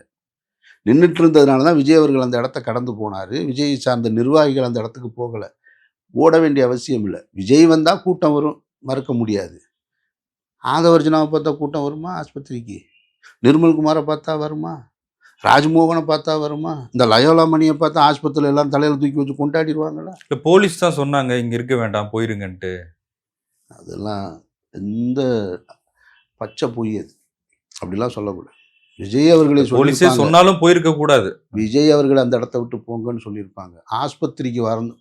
சாமானிய மக்கள் போனாங்கல்லங்க, அவ்வளோ பேர். எல்லா கட்சியிலும் போனாங்கல்லங்க. முதல்வர் போனார், துணை முதல்வர் வந்தார், எதிர்கட்சி தலைவர்கள் வந்தாங்க, நாம் தமிழர் கட்சி போச்சு, இஸ்லாமிய அமைப்புகள் போச்சு. இவ்வளோ பேர் போகும்போது உங்களை போக விட மாட்டாங்களா? நீங்கள் போய் ஏன் உங்கள் வீட்டு ஆளுங்க தானங்க இறந்துருக்காங்க, உங்கள் குடும்பத்தை சேர்ந்தவங்க தானங்க. நீங்கள் தான் சொல்கிறீங்க அவர்கள் எங்கள் குடும்பத்தை சேர்ந்தவங்க. எங்கள் குடும்பத்தில் இழப்பு நடந்திருக்குன்னாரு. இழப்பு நடந்திருக்குன்னு சொல்லிட்டு ஜார்க்கண்ட்லையா உத்தரகாண்ட்லையா விளையாட்டுக்கு பேஸ்கெட் பால் விளையாட போனார் ஆதவர்ஜுனா. கேட்டால் நாங்கள் வந்து துக்க நாளில் இருக்கோம் அப்படின்னாரு. அது ஒரு பொய். 16வது நாள். சரி, 16வது நாள் வரைக்கும் துக்கம் கொண்டாடினீங்க. ஒரு இளவு விழுந்தா ஒரு வருஷம் வரைக்கும் நம்ம வீட்டில் தீபாவளி கொண்டாட மாட்டாங்க, பொங்கல் கொண்டாட மாட்டாங்க, திருமணம் வைக்க மாட்டாங்க. அதுதான் நம்ம தமிழருடைய இந்து பாரம்பரியப்படி. அப்படித்தானே? அப்புறம் நம்ம எப்படி ஜனநாயகன் விழா நடத்தணும்? அது மன்னிப்பு கேட்டதுக்கு அப்புறம் இல்ல. ஏங்க நான் கேட்ட கேள்விக்கு சொல்லுங்க. 13 நாள் காரியம் நடத்துனீங்கல்லங்க. 13ஆம் நாள் காரியம், அதுக்கப்புறம் 30 நாள் காரியம், அடுத்த 1 வருஷம் வரைக்கும் எந்த வீடுகள்லயும் எனக்கு தெரிந்து, நான் சின்ன வயசுலேருந்து பழகியிருக்கேன். என்னுடைய எந்த இந்து சகோதரனும் 1 வருஷத்துக்கு எந்த நல்ல காரியம் நடத்த மாட்டாங்க. சரி யாரு உங்களுடைய குடும்பத்தார்கள் இறந்ததா சொன்னீங்கல்ல, உங்க தாவேக்கால எத்தன பேர் மொட்டை போட்டீங்க? கேள்விக்கு பதில் தான் கேட்கிறேன் நானு. நான் வந்து உங்கள கொச்சப்படுத்தலங்க. நீங்க சொன்னதிலிருந்து கேட்கிறேன். இந்து சம்பிரதாயப்படி என்னுடைய சகோதரன் இருந்தா, தாய் இருந்தா, தலைப்புள்ள மொட்டை போடுவோம். மொட்டை போட்டது யாரு? தாவேக்கால யார் மொட்டை போட்டா? அப்போ நீங்க பயன்படுத்துனீங்க. உங்களுக்கு சொல்லிக் குடுக்கப்பட்டத நீங்க பொது வெளியில சொல்லிக்கிட்டே இருந்தீங்க. காரணங்கள தேடுனீங்க. அதான் அதுல நடந்த உண்மை. உங்களுக்கு அத ஹேண்டில் பண்ண தெரியல. ஹேண்டில் பண்ண தெரியாம 3 நாள் கழிச்சு ஒரு வீடியோ போட்டீங்க. அந்த வீடியோலயும் கூட இரங்கல் தெரிவிக்கல நீங்க. ஸ்ட்ரெயிட்டா சிஎம்முக்கு தான் நீங்க, நான் என்னைய தாக்குறதா இருந்தா வாங்கன்னீங்க. அப்ப சிஎம் வந்து தாக்குனாருன்னு அதுல அர்த்தமா? உங்களோட விக்கிரவாண்டி மாநாடு முதல் மாநாடு நடக்கிற அன்னைக்கு 6 பேர் இறந்தாங்க. அதுக்கும் திமுக காரணமா? அதிமுக காரணமா? நாம் தமிழர் காரணமா? இப்ப நடந்ததுலயும் இறந்திருக்காங்க. இப்பவும் உங்க வண்டிக்கு பின்னாடி வந்து 2 பேர் உழுகுறாங்க. எல்லாத்துக்கும் எதிர்க்கட்சிகள் தான் காரணமா? அந்த சீப்பான அரசியலா இல்லையா? அதை தவிர்க்கணும். அதை சொல்லிக்கிட்டே இருக்கக்கூடாது. விஜயகாந்த் அவர்களுடைய மண்டபம் இடிக்கப்பட்டது. அது விஜயகாந்த் அவர்கள் சொன்னார். நான் வந்து ஆளுங்கட்சியாக இருந்தால் இந்நேரம் மண்டபம் இடிக்கப்பட்டிருக்காது, பாலம் தள்ளி வச்சுருப்பாங்கன்னு. அது சாலை விரிவாக்கத்துக்காக இடிக்கப்பட்டது. யாருடைய மண்டபமாக இருந்தாலும் இடித்து தான் ஆகணும். அதில் ஒன்றும் மாற்று கருத்து இல்லை. என்ன ஆளுங்கட்சியாக இருக்கும்போது கொஞ்சம் நாட்கள் தள்ளி போடப்படும், அவ்வளோதான். அவ்வளோதான் செய்ய முடியுமே தவிர வேறு ஒன்றும் செஞ்சிட முடியாது. இப்போ ஈசிஆர் விரிவாக்கம் செஞ்சுக்கிட்டு இருக்காங்க. அதில் யார் இருந்தாலும், திமுக வீடு இருந்தாலும் எடுத்து தான் ஆகணும். நடுவில் ஒரு திமுக நிர்வாகி இருந்தாலும் எடுத்து தான் ஆகணும். அது ஒன்றும் தவிர்க்கவே முடியாது. அதுபோல் அந்த இடத்துல அந்த பாலத்தை அப்போ அவருக்கு நான் பாதிக்கப்பட்டேன்னு அவர் அதை கிளைம் பண்ணார். அதுபோல் உங்களுக்கு தடுக்கப்பட்டு நீங்கள் கிளைம் பண்ணியிருந்தால் பரவாயில்ல. நீங்கள் சொல்லி கொடுத்ததை சொல்லிக்கிட்டே இருந்தீங்க. ஏன் வெளியில் வரலன்னா ஒருத்தர் ஒரு காரணத்தை சொல்லி கொடுக்குறாரு. 13 நாள் காரியம், அதனால் வெளியே வரலன்னு சொல்லுங்கன்றார். இது நல்லா இருக்கே, புதுசாக இருக்கே, 13 நாள் காரியம். சரி 13 நாள் காரியம் முடிஞ்சு வருவாங்க அப்படின்னு பார்த்தா 13 நாளைக்கு முன்னாடியே அவர் விளையாட்டு போட்டிக்கு போகிறார். சரி 13 நாள் காரியம் முடிஞ்சவங்க அதுக்கப்புறம் என்னடான்னா அவரை கூப்பிட்டு மன்னிப்பு கேட்டது, அந்த விஷயத்துக்குள்ள நான் போக விரும்பலை. அதெல்லாம் ஒரு தனி மனித உணர்வு. அவர் உண்மையிலே வருந்தி இருக்கலாம், அழுது இருக்கலாம், கண்கலங்கி இருக்கலாம். அதையெல்லாம் நம்ம கொச்சப்படுத்த விரும்பலை. அது கொச்சப்படுத்தலனா கூட அந்த பாதிக்கப்பட்டவர்கள் கூட வந்து அவங்களுடைய இழைப்பை தாண்டி விஜயே காலில் விழுந்து அழுதாருங்க அப்படின்றது அதிகமா பேசுறாங்க. அது சம்பந்தப்பட்ட 2 பேருங்க. நான் சொல்றது இழந்தவரும் ஆறுதல் சொல்வருக்கும் உள்ள அவங்களுக்குள்ள நட்பு. நான் கேட்கறது கொலை செஞ்சவனை என்ன செஞ்சீங்கன்னு தான் கேட்டுக்கிட்டே இருக்கேன் திரும்ப திரும்ப. அது இழந்தவனுக்கும் ஆறுதல் சொல்வதற்கும் உள்ளான உறவு. அந்த நட்புக்குள்ள நான் போக விரும்பலை. கொலை செஞ்சான்ல ஒருத்தன், என்னுடைய கூற்றுப்படி இல்லை. தமிழக மக்கள் அதை விபத்து சொல்கிறாங்க, அரசியல் கட்சிகளும் விபத்துன்னு சொல்லுது. இப்போ வரைக்கும் விசாரணையில் அது விபத்து தான், காலதாமதத்தினால் ஏற்பட்ட விபத்து தான். கொலைன்னு சொல்கிறாரு நிர்மல்குமார், சொல்கிறாரு 41 பேர் கொலைன்றாரு. அப்போ கொலை செஞ்சவனுக்காக எதிராக நீங்கள் எடுத்த நிலைப்பாடு என்ன பண்ணணுன்றீங்க? சொல்லணும்ல, செய்யணும்ல, போராட்டம் நடத்தணும்.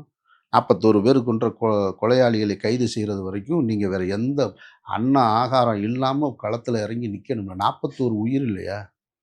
கொலைகாரனை விடலாமா? நீங்கள் சொல்லக்கூடிய கொலைகாரர்கள்லாம் இந்த வரக்கூடிய தேர்தலில் நிற்க போகிறாங்களே, வேட்பாளராக நிற்பாங்க, மந்திரி ஆவாங்களே. கொலைகாரன் எப்படி மந்திரி திரும்ப ஆக விடுறது? அவர்கள் எப்படி திரும்ப ஆட்சி கட்டில் அமர விடுறது? அமர விடக்கூடாதுல்ல. அப்போ காவல் நிலையத்தில் நீங்கள் அதை புகாராக கொடுத்துருக்கணும். இவர் தான் A1ன்னு சொல்லியிருக்கணும். நீதிமன்றத்தில் அதை அஃபிடவிட்டாக கொடுத்துருக்கணும். சிபிஐயில் அதை சொல்லியிருக்கணும்ல. நீங்கள் அங்கெல்லாம் சொல்லாமல் வெறுமனே பொது வெளியில் அரசியல் பேசுகிற இடத்துல மட்டும் பேசிட்டு கடந்து போய்கிட்டே இருந்தீங்கன்னா, நீங்கள் இந்நேரம் கொடுத்துருந்தா வந்து கைது செஞ்சுருப்பாங்கல்ல. செந்தில் பாலாஜியோ மற்றும் யார் தொடர்பில் இருந்தவங்களையோ. ஏன் செய்யலை? கேள்வி வரும் இல்லைங்க. நீங்கள் உங்களுடைய பயணத்திட்டத்தில் பின்னால் இருந்த கருவறை ஏன் முன்னால் போட்டிங்கன்னு அவங்க கேட்பாங்கல்ல. நீங்கள் காலையில் 12 மணிக்கு வருவேன்னு ட்விட்டரில் போட்டுட்டு ஏன் 7 மணிக்கு போனேன்னு கேட்பாங்கல்ல. எங்ககிட்ட நீங்கள் சமாளிக்கலாம். பத்திரிகையாளர்கள்ட்டையோ பொதுமக்கள்கிட்டையோ வார்த்தைகளில் சமாளிக்கலாம். அதிகாரிகள்கிட்ட சமாளிக்க முடியாதுல்ல. நீங்கள் கொடுக்குறத அவங்க ஸ்டேட்மெண்ட்டாக எழுதுவாங்கல்ல. இல்ல அதான் அந்த விசாரணை ப்ராசஸ்ல இருக்குல்ல. ஆமாம் இருக்குது, நான் இல்லைன்னு சொல்லலையே. ஆ. ஆனால் கொலைன்னு சொல்லலையே. நீங்கள் சொல்லியிருந்தா நேரம் வந்திருக்குமே. நீங்கள் முதல் 2 விசாரணையிலேயே இப்போ செந்தில் பாலாஜி தான் கொலைக்கானவர்னு சொல்லியிருந்தா இந்நேரம் செந்தில் பாலாஜி அரெஸ்ட் பண்ணியிருக்கணுமேன்னு கேட்டுறேன் நான். அப்போ அது கொலைன்னு அரசியலுக்காக பொதுவெளியில் பேசாதீங்க. தேர்தல் நேரத்தில் அது நீங்களே கொச்சப்படுத்தாதீங்க. அப்போ அது உண்மையாக உங்களுடைய குடும்பத்தாராக இருந்திருந்தாங்கன்னா ஒரு வருட காரியம் முடிகிறதுக்குள்ளே நீங்கள் ஜனநாயகன் விழாவில் போய் டான்ஸ் ஆடாதீங்க. உங்களுடைய கட்சி 3ஆவது ஆண்டு தொடக்க விழாவில் டான்ஸ் ஆடாதீங்க. 1 வருஷத்துக்கு துக்கம் அனுஷ்டிக்கணும்.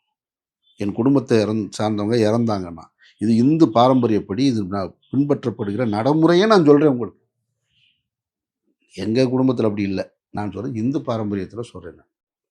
அப்போ அந்த அடிப்படையில் தான் நம்ம இதை எல்லாமே சொல்கிறோமே தவிர விஜய் அவர்களுடைய அரசியலை எதிர்க்கணும் அப்படின்றது நோக்கம் இல்லை.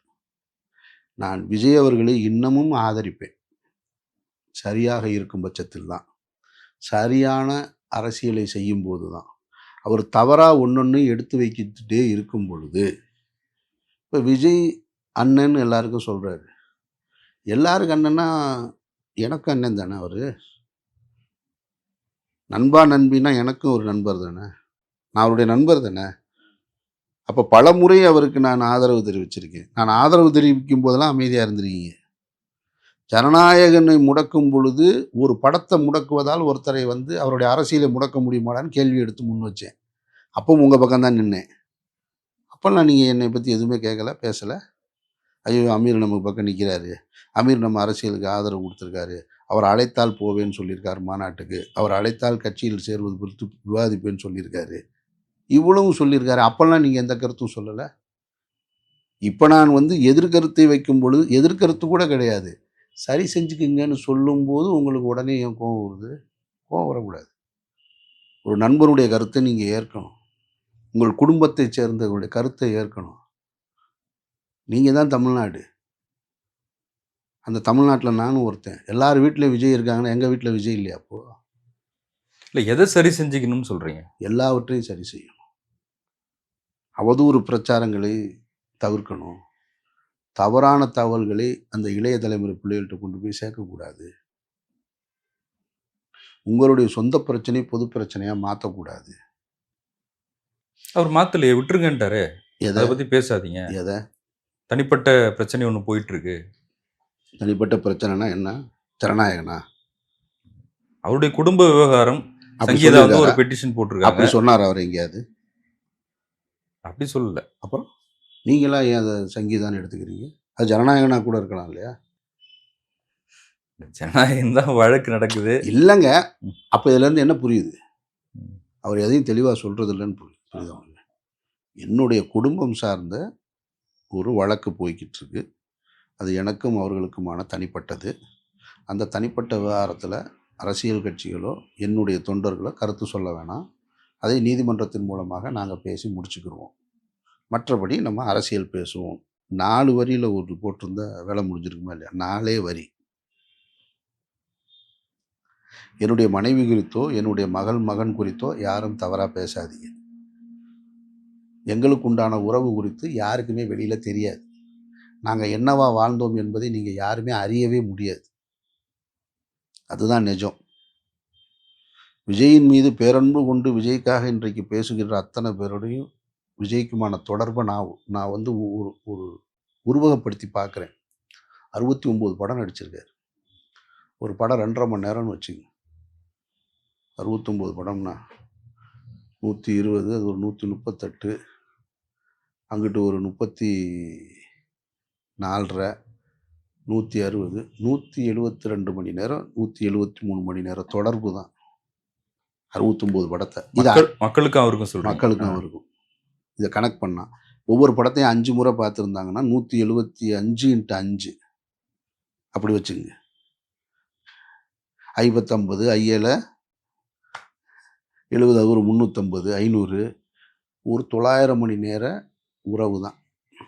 அப்புறம் ஒரு பொதுவெளியில் பார்த்தது, ஃபங்க்ஷனில் பார்த்தது எல்லாம் சேர்த்தா ஒரு 1000 மணி நேரம் உறவு தான், தொடர்பு தான். உறவு கூட கிடையாது, தொடர்பு தான். இந்த தொடர்பு தான். ஆனால் 30, 25 ஆண்டுகளுக்கு மேலே வாழ்ந்திருக்காங்க. 24x7 வாழ்ந்திருக்காங்க. ஒரு மனைவியும் குழந்தைகளும். அவர்களை போய் நீங்கள் பொதுவெளியில் தப்பாக பேசக்கூடாது, கொச்சப்படுத்தக்கூடாது. உங்களுக்கு உங்களுடைய தலைவருடைய மனைவியாக இருக்கலாம், நீங்கள் பேரன்பு கொண்ட நடிகருடைய மனைவியாக இருக்கலாம், அவங்க யாரோ ஒரு ஆளாக இருக்கலாம், அவங்க பொதுவெளியில் மக்கள் செல்வாக்கு பெறாதவங்களாக இருக்கலாம். ஆனால் ஒரு ஆணுக்கும் பெண்ணுக்கும் தாய் அவங்க, ஒரு இளைஞனுக்கு இளைஞிக்கு தாய் அவங்க. உங்கள் அம்மாவை கொச்சப்படுத்தினா விட்டுருவீங்களா நீங்கள்? நான் ஒரு ஒரு ஒரு ஒரு ஒரு ஒரு பதிவு பார்த்தேன். அந்த பதிவை பார்த்த உடனே தான் எனக்கு ரொம்ப பதட்டமாயிடுச்சு. அந்த பதிவு டிவிகே கொடி போட்டு, டிவிகேவோட ஒரு ஒரு ஒரு தொண்டருடைய அஃபிஷியல் பேஜ், டிவிகேன்னே போட்டு பேர் போட்டிருக்காரு. விஜய் அவர்களுடைய மனைவி சங்கீதா அவர்களுடைய புகைப்படத்தை போட்டு ஐட்டம்னு போட்டிருக்காரு. என் கண்ணுக்கு வந்தது அந்த பார்வைக்கு, அந்த புகைப்படம், அந்த பதிவு வந்தது விஜய் அவர்களுடைய பார்வைக்கு போயிருக்காதா? சங்கீதா அவர்களுடைய பார்வைக்கு போயிருக்காதா? அந்த திவ்யா சேஜன் சஞ்சயுடைய பார்வைக்கு போயிருக்காதா? தன்னுடைய தாயை இப்படி பொதுவெளியில் பார்ப்பதற்கா இத்தனை ஆண்டு காலம் காத்திருந்தாங்க ஒருத்தவங்க? தன்னுடைய தாய்க்கு இவ்வளோ பெரிய அவப்பெயரை வாங்குவதற்கா? ஒரு பெண் சொல்கிறாங்க, அவளை அறுத்து போடுவேன் அப்படின்றான்.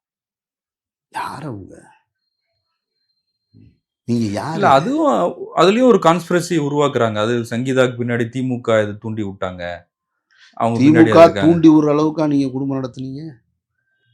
சார், நான் நீண்ட நெடிய காலமாக பாஜகவை எதிர்க்கிறேன் சார். நான் அதிமுகவை எதிர்க்கிறேன். ஏன் பாஜகவை என் வீட்டுக்குள்ளேருந்து ஒரு ஆள் எடுக்க சொல்ல வேண்டியஎன்ன? நான்லாம் ரொம்ப சாதாரண ஆள். என் வீட்டுக்குள்ளேருந்தே எடுக்க முடியாது ஒருத்தனால். எனக்கு எதிராக ஒரு கருத்தை என் வீட்டுக்குள்ளேருந்து நீங்கள் வாங்க முடியாது. நான் சாதாரண ஆள், எங்கிட்ட இருந்தே வாங்க முடியுங்கும்போது இத்தனை லட்சம் ரசிகர்களை, இத்தனை கோடிகள் வச்சிருக்க அதிபதிகிட்ட இருந்து எப்படி சார் ஒருத்தவங்களை எடுக்க முடியும்? பணம் வாங்கிட்டு போனாங்களா? திமுக நினைச்சா என்ன வேணாலும் செய்வாங்க. என்ன வேணாலும்னா அப்படி ஒரு கருத்தை உருவாக்குறாங்க. அது எப்பயுமே உருவாக்குறது. அது உருவாக்குறதுண்ணே. பாஜக கழகங்கள் இல்லாத தமிழகம், காங்கிரஸ் இல்லாத இது, ஊழல் கட்சி காங்கிரஸ் ஒன்று உருவாக்குறதுண்ணே. கருத்தியலாக எதிர்கொள்ள முடியாதவங்க அவதூறு தானே கையில் எடுப்பாங்க. அப்போ அது உருவாக்குறது தான். அது உண்மையாக இருக்க முடியாதுல்ல. இப்போ நீங்கள் சொல்கிறீங்க ஓம் சக்தி, பராசக்தி, திமுக ஒரு தீய சக்தி. திமுக தீய சக்தியாகவே இருக்கலாம் உங்களுடைய பார்வையில். நான் ஒரு வாதத்துக்கு கூட ஏற்கிறேன். தீய சக்தியை தொடர்ந்து வெளில வச்சுக்கிட்டு இருக்கானே மக்கள், அப்போ இவங்க பூரா தீயவர்களா? அந்த தீய சக்தி வெல்வதற்கு காரணமாக நீங்களும் சைக்கிளில் பயணிச்சிங்களே, அந்த தீய சக்தி வெல்வதற்கு காரணமாக உங்கள் ரசிகர்களும் வாக்களிச்சிருக்காங்களே, அந்த தீய சக்தி வெல்வதற்காக ஆதவர்ஜுனா வேலை செஞ்சுருக்காரு, எலெக்ஷன் வேலை செஞ்சுருக்காரு. அப்போ உங்களெல்லாம் என்ன பண்ணுறது? ஒரு தீய சக்தியை உருவாக்குவதற்கு இவ்வளோ வேலை பண்ணியிருக்கீங்களே, எங்களெல்லாம் ஏமாற்றிட்டீங்களே நீங்கள் பூரா சேர்ந்து. அப்போ உங்கள் மேலே எனக்கு கோவம் வருமா வராதா? அவங்களும் திமுக ஆள் தான் சொல்கிறீங்களா? நான் சொல்லலைங்க, நீங்கள் தானேங்க சொன்னீங்க. நான் சொல்லலைங்க, நான் அமைதியாக உங்களை வேடிக்கை தாங்க பார்த்துட்ருக்கேன். ஆதவர்ஜுனா தாங்க மேடையில் சொல்கிறாரு, உங்களுக்குலாம் நன்றி இல்லையா, விசுவாசம் இல்லையா? எங்கள் ஆள் சைக்கிள் எடுத்துகிட்டு கருப்பு சிவப்பு சைக்கிளில் உங்களுக்கு ஓட்டு வாங்கினாரே அப்படின்னு சொன்னார். நான் போனேன்னா கருப்பு சிவப்பு சைக்கிளில்? நான் கருப்பு சிவப்பு கொடியோட போனேன்னா? நீங்கள் போனீங்களா? இல்லை நான் போய் திமுக வெல்லுவதற்கு வேலை செஞ்சேனா? ஆதவர்ஜுனா வேலை செஞ்சில்ல? செஞ்சதை பூரா நீங்கள் செஞ்சுவிட்டு நீங்கள் நானும் போய் ரெட் ஜெயினில் போய் நடித்தோமா? சன் பிக்சர்ஸில் நடித்த அந்த குடும்பத்தை வளமாக்கிட்டு வந்தோமா? நாம் போய் மேடையில் கலைஞருக்கு செலவைங்க அப்படின்னு சொன்னோமா? சொன்னது பூரா நீங்கங்க, செஞ்சது பூரா நீங்கங்க. நீங்கள் செஞ்சுவிட்டு இப்போ எங்களை சொல்கிறீங்க? இல்லை, அப்போ நீங்கள் சொல்கிறத வச்சு என்னென்னா ஒரு பர்சனல் கான்ஃப்ளிக்ட் இருக்குது, அவ்வளோதான். அதனால வந்திருக்காரு. அதெல்லாம் காலம் வெளிக்கொண்டு வந்துடும். எதையுமே இங்கே மறைக்க முடியாது. எதையுமே இங்கே யாருமே மறைக்க முடியாது. ஆன்மீக அரசியல் அப்படின்னு ரஜினிகாந்த் அவர்கள் சொல்லும்போது, ரஜினிகாந்தனுடைய அரசியலுக்கு பின்னால் பாஜக இருக்குன்னு அழுத்தமாக என்னை போன்றவர்கள் சொன்னோம். இல்லைன்னு சொன்னாங்க. நாம் சொன்னோம், இல்லை பாஜக தான் அவரை இயக்குதுன்னு சொன்னோம், அழுத்தி சொன்னோம். இல்லைன்னு மறுத்தாங்க. ரஜினிகாந்த் அவர்கள் அஃபீஷியலாக பொதுவெளியில் பத்திரிகையாளர்கள்ட்ட அறிமுகப்படுத்தினது 2 பேரை. வலதுகை பக்கம் அர்ஜுனமூர்த்தி, இடதுகை பக்கம் தமிழறிவு மணியன் இருந்தார். 2 பேரும் நீ பாஜகவில் இருக்காங்க. இவ்வளவுதான் மேட்ரு. சிம்பிளாக முடிஞ்சு, கணக்கு முடிஞ்சிருச்சு, ஃபைல் க்ளோஸ். ரஜினிகாந்த் தப்பிச்சிட்டார். அதுபோல நிர்மல்குமாரும் ஆதவர்ஜுனாவும் அருண்ராஜும் வருவாங்க. காத்துருங்க காத்துருங்க. இப்போ நீங்க திரைப்படத்துறையில் இருக்கிறதுனால கேட்குறேன். இப்போ விஜய் ஒரு திருமண நிகழ்ச்சிக்கு த்ரிஷாவோட வந்திருந்தாரு. சமுத்திரகனி பேசின ஒரு வீடியோ கூட வைரல் ஆச்சு. இதெல்லாம் 4 செவத்துக்குள்ளே நடக்க வேண்டியது, நல்லா தானே போயிட்டு இருக்கு, ஏன் பேரை கெடுத்துக்கிறீங்க அப்படின்னு பேசியிருந்தாரு. பார்த்திபன் அவர்கள் வந்து பொதுவெளியிலேயே வந்து இப்போ பார்த்திபனுக்கும் த்ரிஷாவுக்குமான சண்டையாக அது மாறி இருக்கு. அதை எப்படி ஃபீல் பண்ணுறீங்க? அதில் அவ்வளவு டீப்பாக நான் போக விரும்பலை. அவர் பொதுவெளியில் யார் கூட வர்றாரு போகிறாரு அப்படின்னு. அப்புறம் அவர் ஒன்றும் த்ரிஷாவுடன் முதல் முறையாக பொதுவெளிக்கு வரலை. கொஞ்ச நாளைக்கு கட்சி ஆரம்பித்து கீர்த்தி சுரேஷுடைய திருமணத்துக்கு தனி விமானத்தில் போனார். அது பெயர் மட்டும்தான் வெளியாச்சு. இல்லைங்க, தனி விமானத்தில் போனார். அப்புறம் அவர் கட்சி ஆரம்பித்து அல்லது கடந்த 3 வருடங்களாக த்ரிஷாவும் அவரும் இருக்கக்கூடிய புகைப்படங்களை அஃபீஷியல் பேஜில் வெளியிட்டு, அவர் ஒரு நாய்க்குட்டியோட கொஞ்சுவது போலவும் ஒரு லிஃப்ட்டுக்குள்ளே எடுத்தது போலவும் நிறைய புகைப்படங்கள் வந்துக்கிட்டு இருக்கு. யாருமே அது குறித்து பேசலை, யாருமே அது குறித்து விமர்சனம் பண்ணலை. தனி விமானத்தில் போனப்போ கூட யாரும் கேட்கல. நயினார் நாகேந்திரன் போன்றவர்கள் கூட த்ரிஷா விட்டு வெளியே வர சொல்லுங்கன்னு சொல்லும்போது கூட யாரும் அதை என்கரேஜும் பண்ணலை. எல்லா தலைவர்களும் கண்டிச்சாங்க. எப்போது விவாதமாக மாறுதுன்னா, விஜய் அவருடைய மனைவி சங்கீதாவுடைய குற்றச்சாட்டு மனு, விவாகரத்து மனு வெளியில் வந்ததுக்கு பின்னாடி அது வருது. அந்த விவாகரத்தில் வெறும் அந்த விவாகரத்துன்னு மட்டும் கொடுத்துருந்தா கூட வந்திருக்காது. அந்த விவாகரத்தில் அவங்க குறிப்பிடுற ஒரு காரணம் இருக்குது. அந்த காரணம் என்ன சொல்கிறாங்கன்னா, எனக்கும் என்னுடைய கணவருக்கும் இடையில் ஒரு நடிகை வந்திருக்காங்க, அவங்களோட தொடர்பில் அவங்க இருக்காங்க, அவர்களோடு திருமணம் தாண்டிய உறவில் இருக்கிறதுனால நான் விவாகரத்து கேட்குறேன் அப்படின்னு சொல்லி 2வது நாள் 3வது நாள் அது நடக்குது. அவங்களும் கூட தேவைப்பட்டால் அந்த நபரின் பெயரை நான் சொல்லுவேன் அப்படின்னு சொல்கிறாங்க. அதை நான் சொல்லாமல் இருப்பதற்கான காரணம், இதை நான் பிரச்சனையாக்காமல் இருக்கிறது காரணம், என்னுடைய கணவருடைய அரசியல் வாழ்க்கை பாதிக்கக்கூடாது. இவ்வளோதான். அப்போ அந்த நேரத்தில் நிகழும்போது இது விமர்சனத்துக்கு உள்ளாகுது. இது விமர்சனத்துக்கு உள்ளாகும்போது, விமர்சனத்துக்கு உள்ளாகுன்றது உங்களுக்கு தெரியும். அவங்க தெரியாமல் வரலை, தெரிஞ்சு தான் வந்திருக்காங்க. தெரியாதுன்னு சொன்னால் இதை கூட புரிந்து கொள்ள முடியாதவரா என்னுடைய நாட்டை ஆளணும்னு ஆசைப்படுறாரு, இதை கூட புரிந்து கொள்ள முடியாதவரா என்னுடைய நாட்டுக்கு தலைவனாக வரணும்னு ஆசைப்படுறாரு அப்படின்ற கேள்வி எழுமா இல்லையா? நான் வெள்ளந்தியாக இருந்தேங்க அப்படின்னு சொல்ல முடியாது இல்லையா?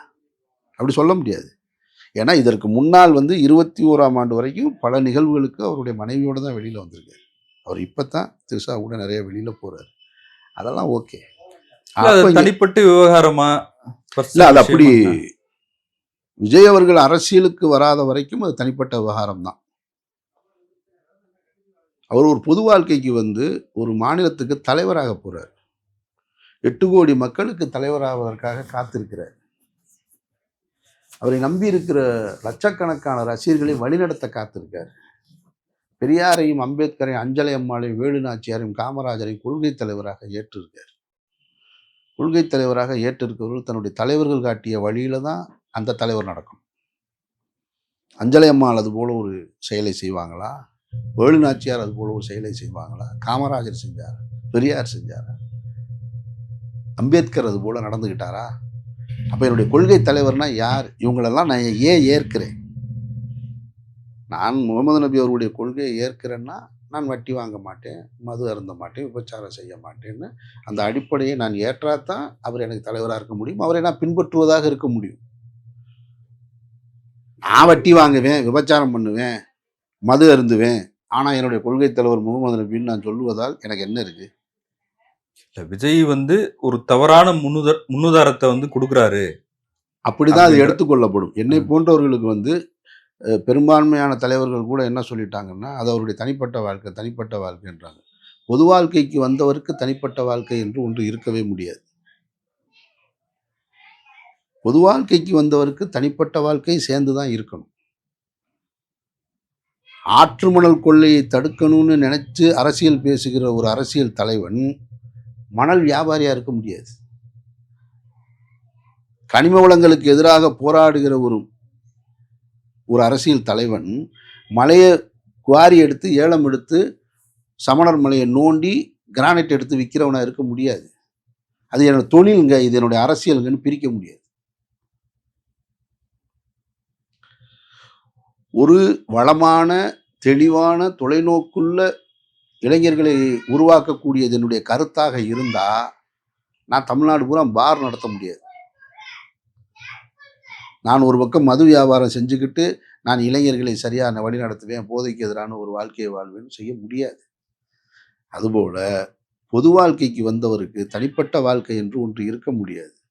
அவருடைய தனிப்பட்ட வாழ்க்கையும் பொது வாழ்க்கையோட இணைஞ்சு தான் இருக்கும். அப்படிதான் இருக்க முடியும். முடிச்சிடுறேன். இப்போ எது தனிப்பட்ட வாழ்க்கை என்றால், அவள் அரசியல் பேசாம அவருடைய பொது விஷயங்கள், பொது மேடைகள், பொது இடத்திலிருந்து விலகி அவருடைய வீட்டுக்குள்ள இருக்காரு பாருங்க, அதுதான் தனிப்பட்ட வாழ்க்கை. அதுக்குள்ள போய் ஒரு எட்டி பார்க்க கூடாது. ஏங்க அவர் கைலி கட்டி படுத்திருக்காருங்க, அவர் தொப்பி போட்டு தூங்குறாருங்க, அதுதான் அவருடைய தனிப்பட்ட வாழ்க்கை. அவருடைய வீட்டுக்குள் எட்டி பார்த்து அவருடைய அந்தரங்கத்தை புகைப்படம் எடுத்து அதை அவருக்கு தெரியாம எடுத்து கொண்டு வந்து வெளியே வர்றது தான் அவருடைய தனிப்பட்ட வாழ்க்கை. அவரு பொது வெளியில் நடந்ததை தான் விமர்சிக்கிறாங்க. திரிசாவும் அவரும் ஒரு திரைப்படத்தில் நடிச்சுக்கிட்டு இருந்ததை விமர்சிக்கல, அதை புகைப்படம் எடுத்து விமர்சிக்கல. ஒரு பொது வாழ்க்கைக்கு வந்த தமிழ்நாட்டின் முதல்வராக ஆசைப்படுகிற ஒரு தலைவனுக்கு அவர் பொதுவெளியில என்ன நடந்துகிட்டாரோ அது பொதுவெளியில விமர்சனம் பண்ண தானே செய்வாங்க. அந்த விமர்சனத்தையும் பண்ணக்கூடாதுன்னா எப்படி? எல்லாரும் கண்ணை மூடிக்கணுமா?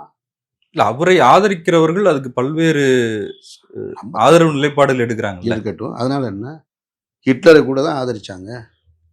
அவருடைய தொண்டர்கள் அது அறியாமையின் வெளிப்பாடா கூட இருக்கலாம். ஹிட்லரை இன்னைக்கு ஏன் வரலாற்றுல நீங்க சர்வாதிகாரின்னு சொல்றீங்க?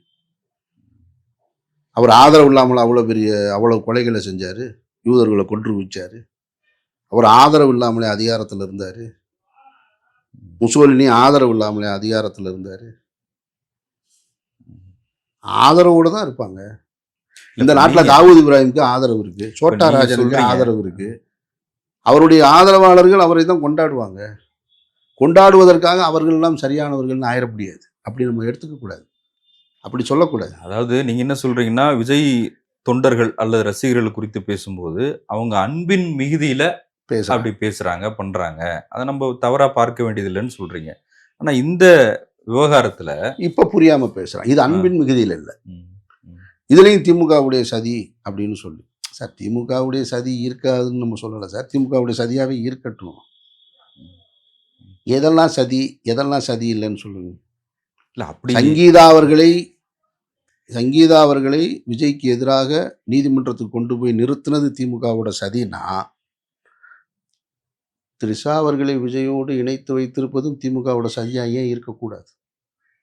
அப்படி கூட இருக்கலாம்னு ஒருத்தர் பேசுறாங்க. ஆமா சார், நானும் கேட்கிறேன். இப்ப அப்படியா இருந்தா அப்ப சுதாடகி ஒருத்தருங்க அப்ப சுதாரிப்பாருங்கன்றேன்.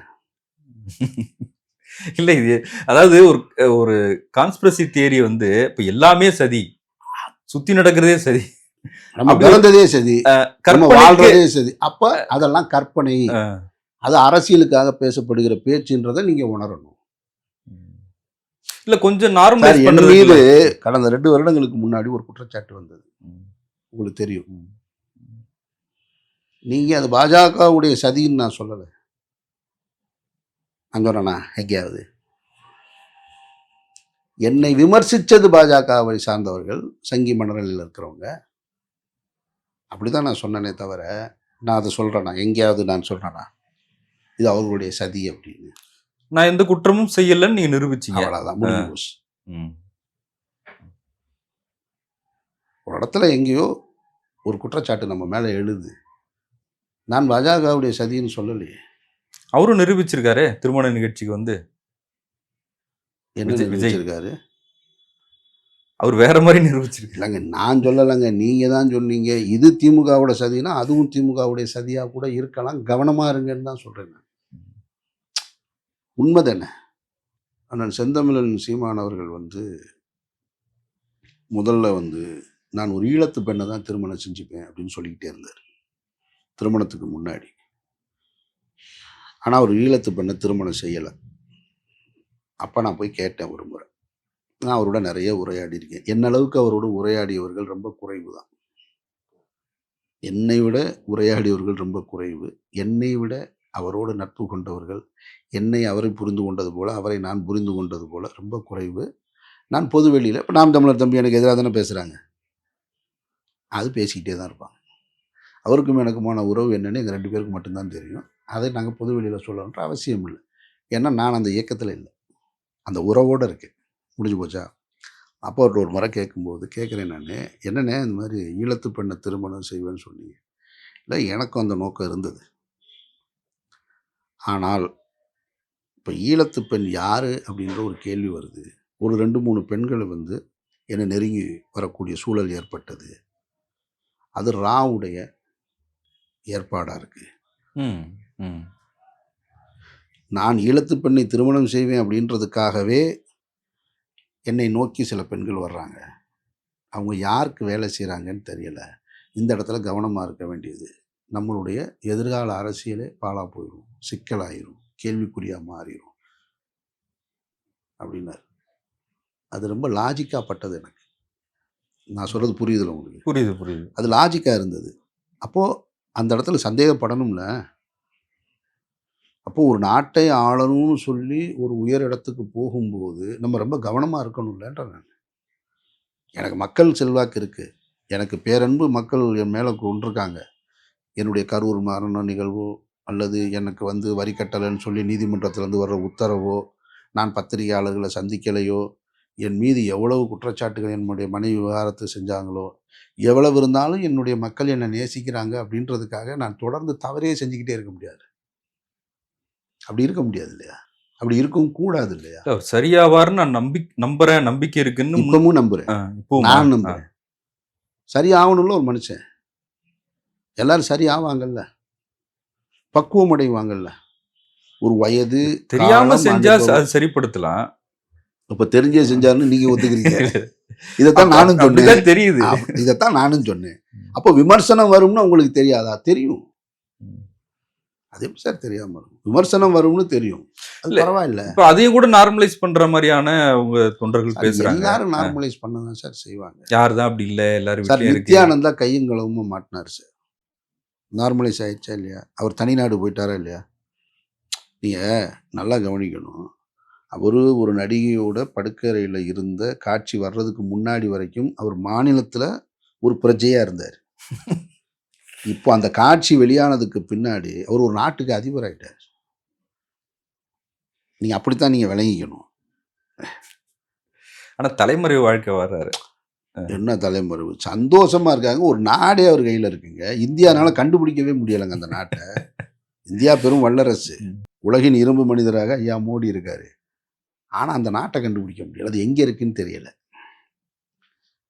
உக்ரைனுக்கு போர் நடந்தால் இங்கேருந்து விமானம்லாம் அனுப்புகிறாங்க. ஆனால் இந்த நாட்டை கண்டுபிடிக்க முடியல. இந்த கைலாசா எங்கே இருக்குன்னு ரேடாரில் தெரியவே மாட்டேங்குது. பாகிஸ்தானில் போய் சர்ஜிக்கல் ஸ்ட்ரைக்லாம் நடத்துகிறாங்க. பாகிஸ்தானுடைய இராணுவ தளவாடங்களையும் தீவிரவாத குழுக்களையும் கண்டறிய நம்மளால் முடியுது.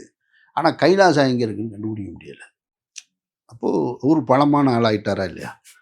அப்படித்தானே நீங்கள் பார்க்கணும். இல்லை, அதை பாசிட்டிவாக எடுத்துக்கிறீங்களா? எதை எப்படி எடுத்துக்க முடியும்? ஒரு நகைச்சுவையாக சொல்கிறீங்க. அப்புறம் அப்படின்னா தெரிஞ்சு விட்டுருக்காங்கன்னு தானே அர்த்தம். கண்டுபிடிக்க முடியாதா கைலாசம் எங்கே இருக்குன்னு? இதெல்லாம் அவர்கள் பேச வேண்டிய விஷயம். அவர்கள் பேசாமல் நாம் பேசுவதில் அது ரொம்ப அதை கொச்சைப்படுத்த வேணாம்.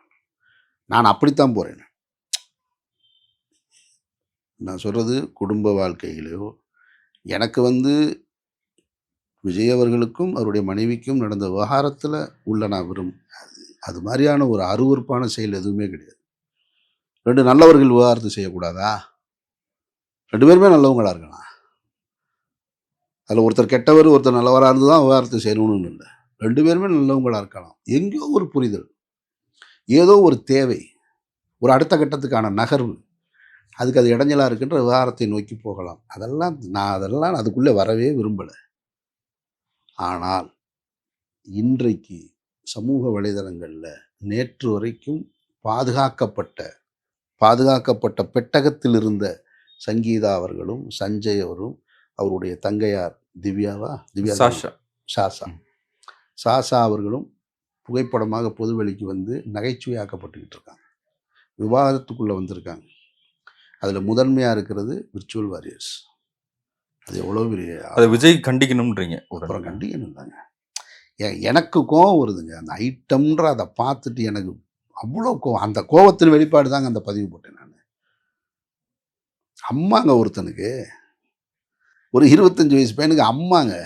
உங்கள் அம்மாவை சொன்னால் விட்டுருவீங்களாங்க? அது ரொம்ப தவறு தான். ஆனால் சமூக வலைதளங்களில் யாரை பற்றியும் என்ன ஒன்றா பேசலான்ற சுதந்திரம் இருக்குல்ல. நீங்கள் அதை எப்படி வரையறை கொண்டு வர முடியும்? இப்போ உங்களை பற்றியே ரொம்ப வார்த்தை தவறாக பேசுவோம். கமெண்ட் எல்லாம் திட்டுவாங்க, பேசுவாங்க. அதெல்லாம் திட்டதாங்க. என்னை பற்றி திட்டுவாங்கங்க.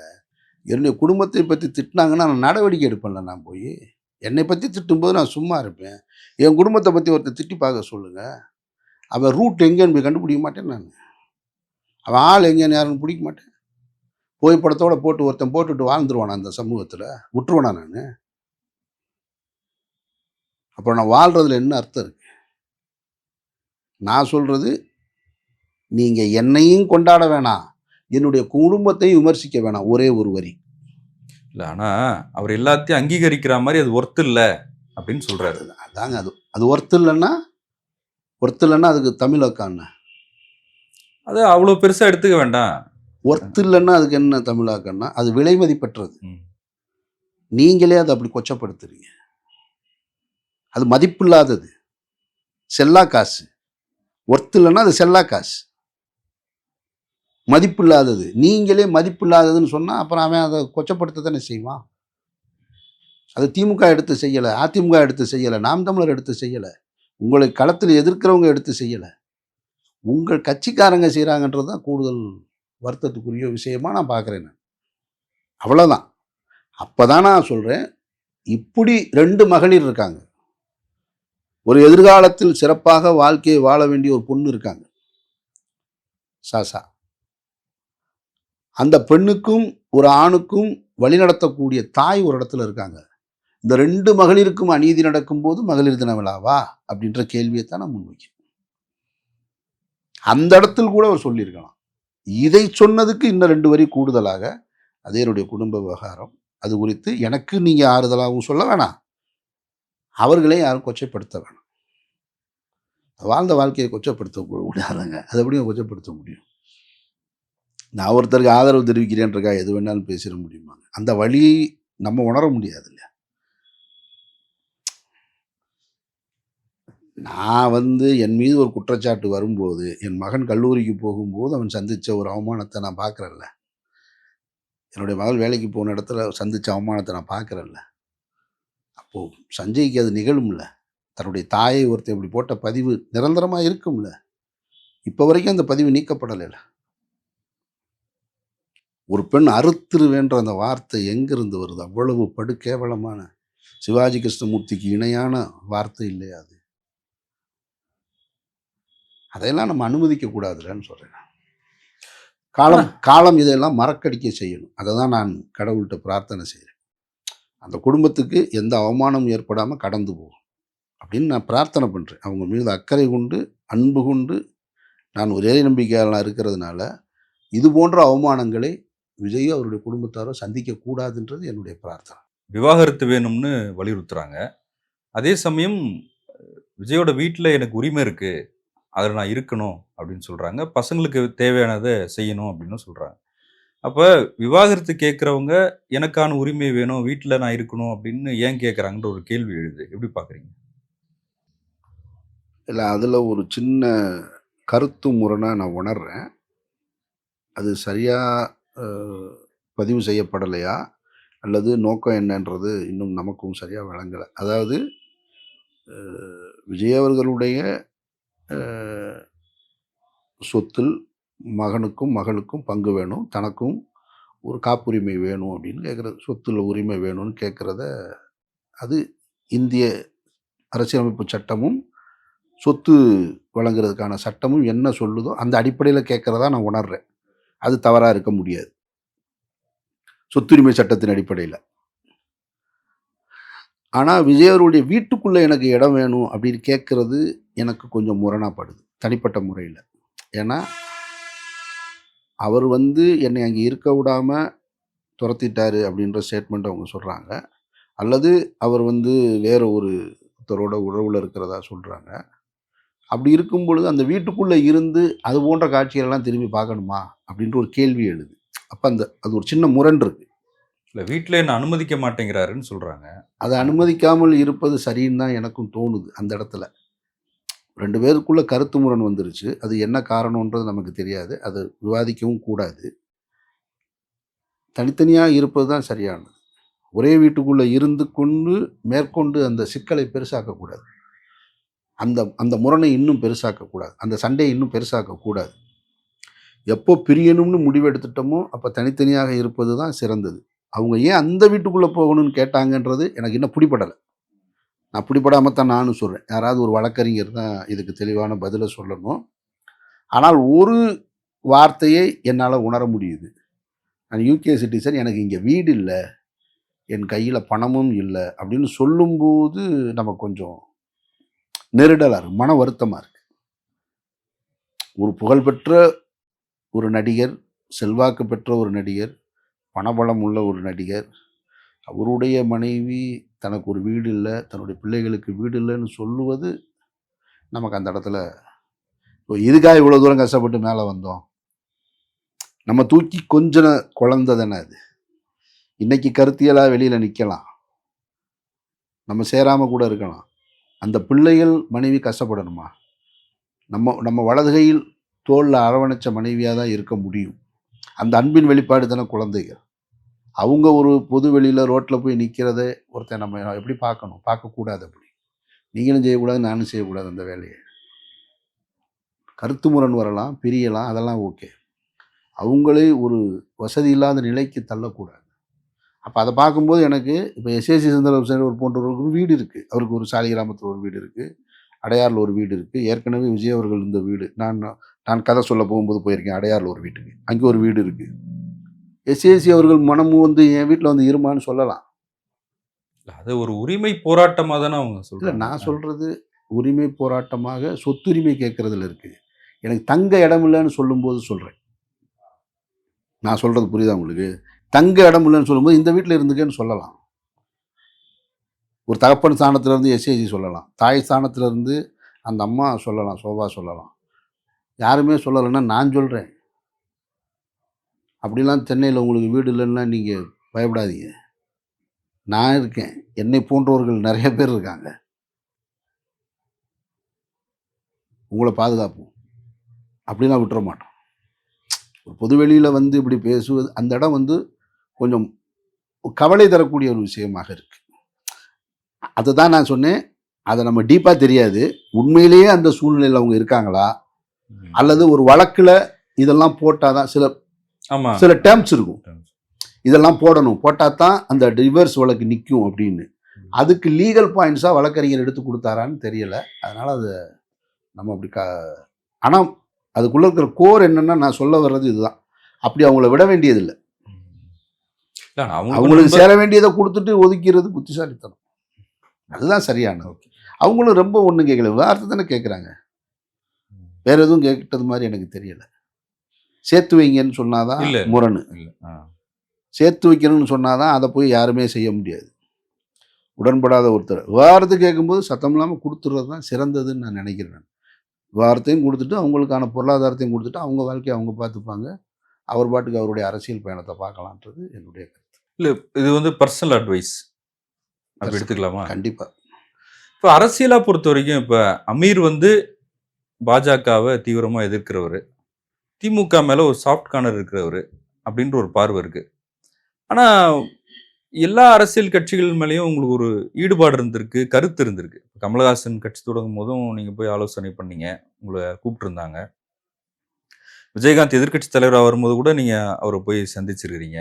சசிகலா வந்து சிறையிலேருந்து வரும்போது அவங்கள போய் நீங்கள் சந்திச்சிருக்கீங்க.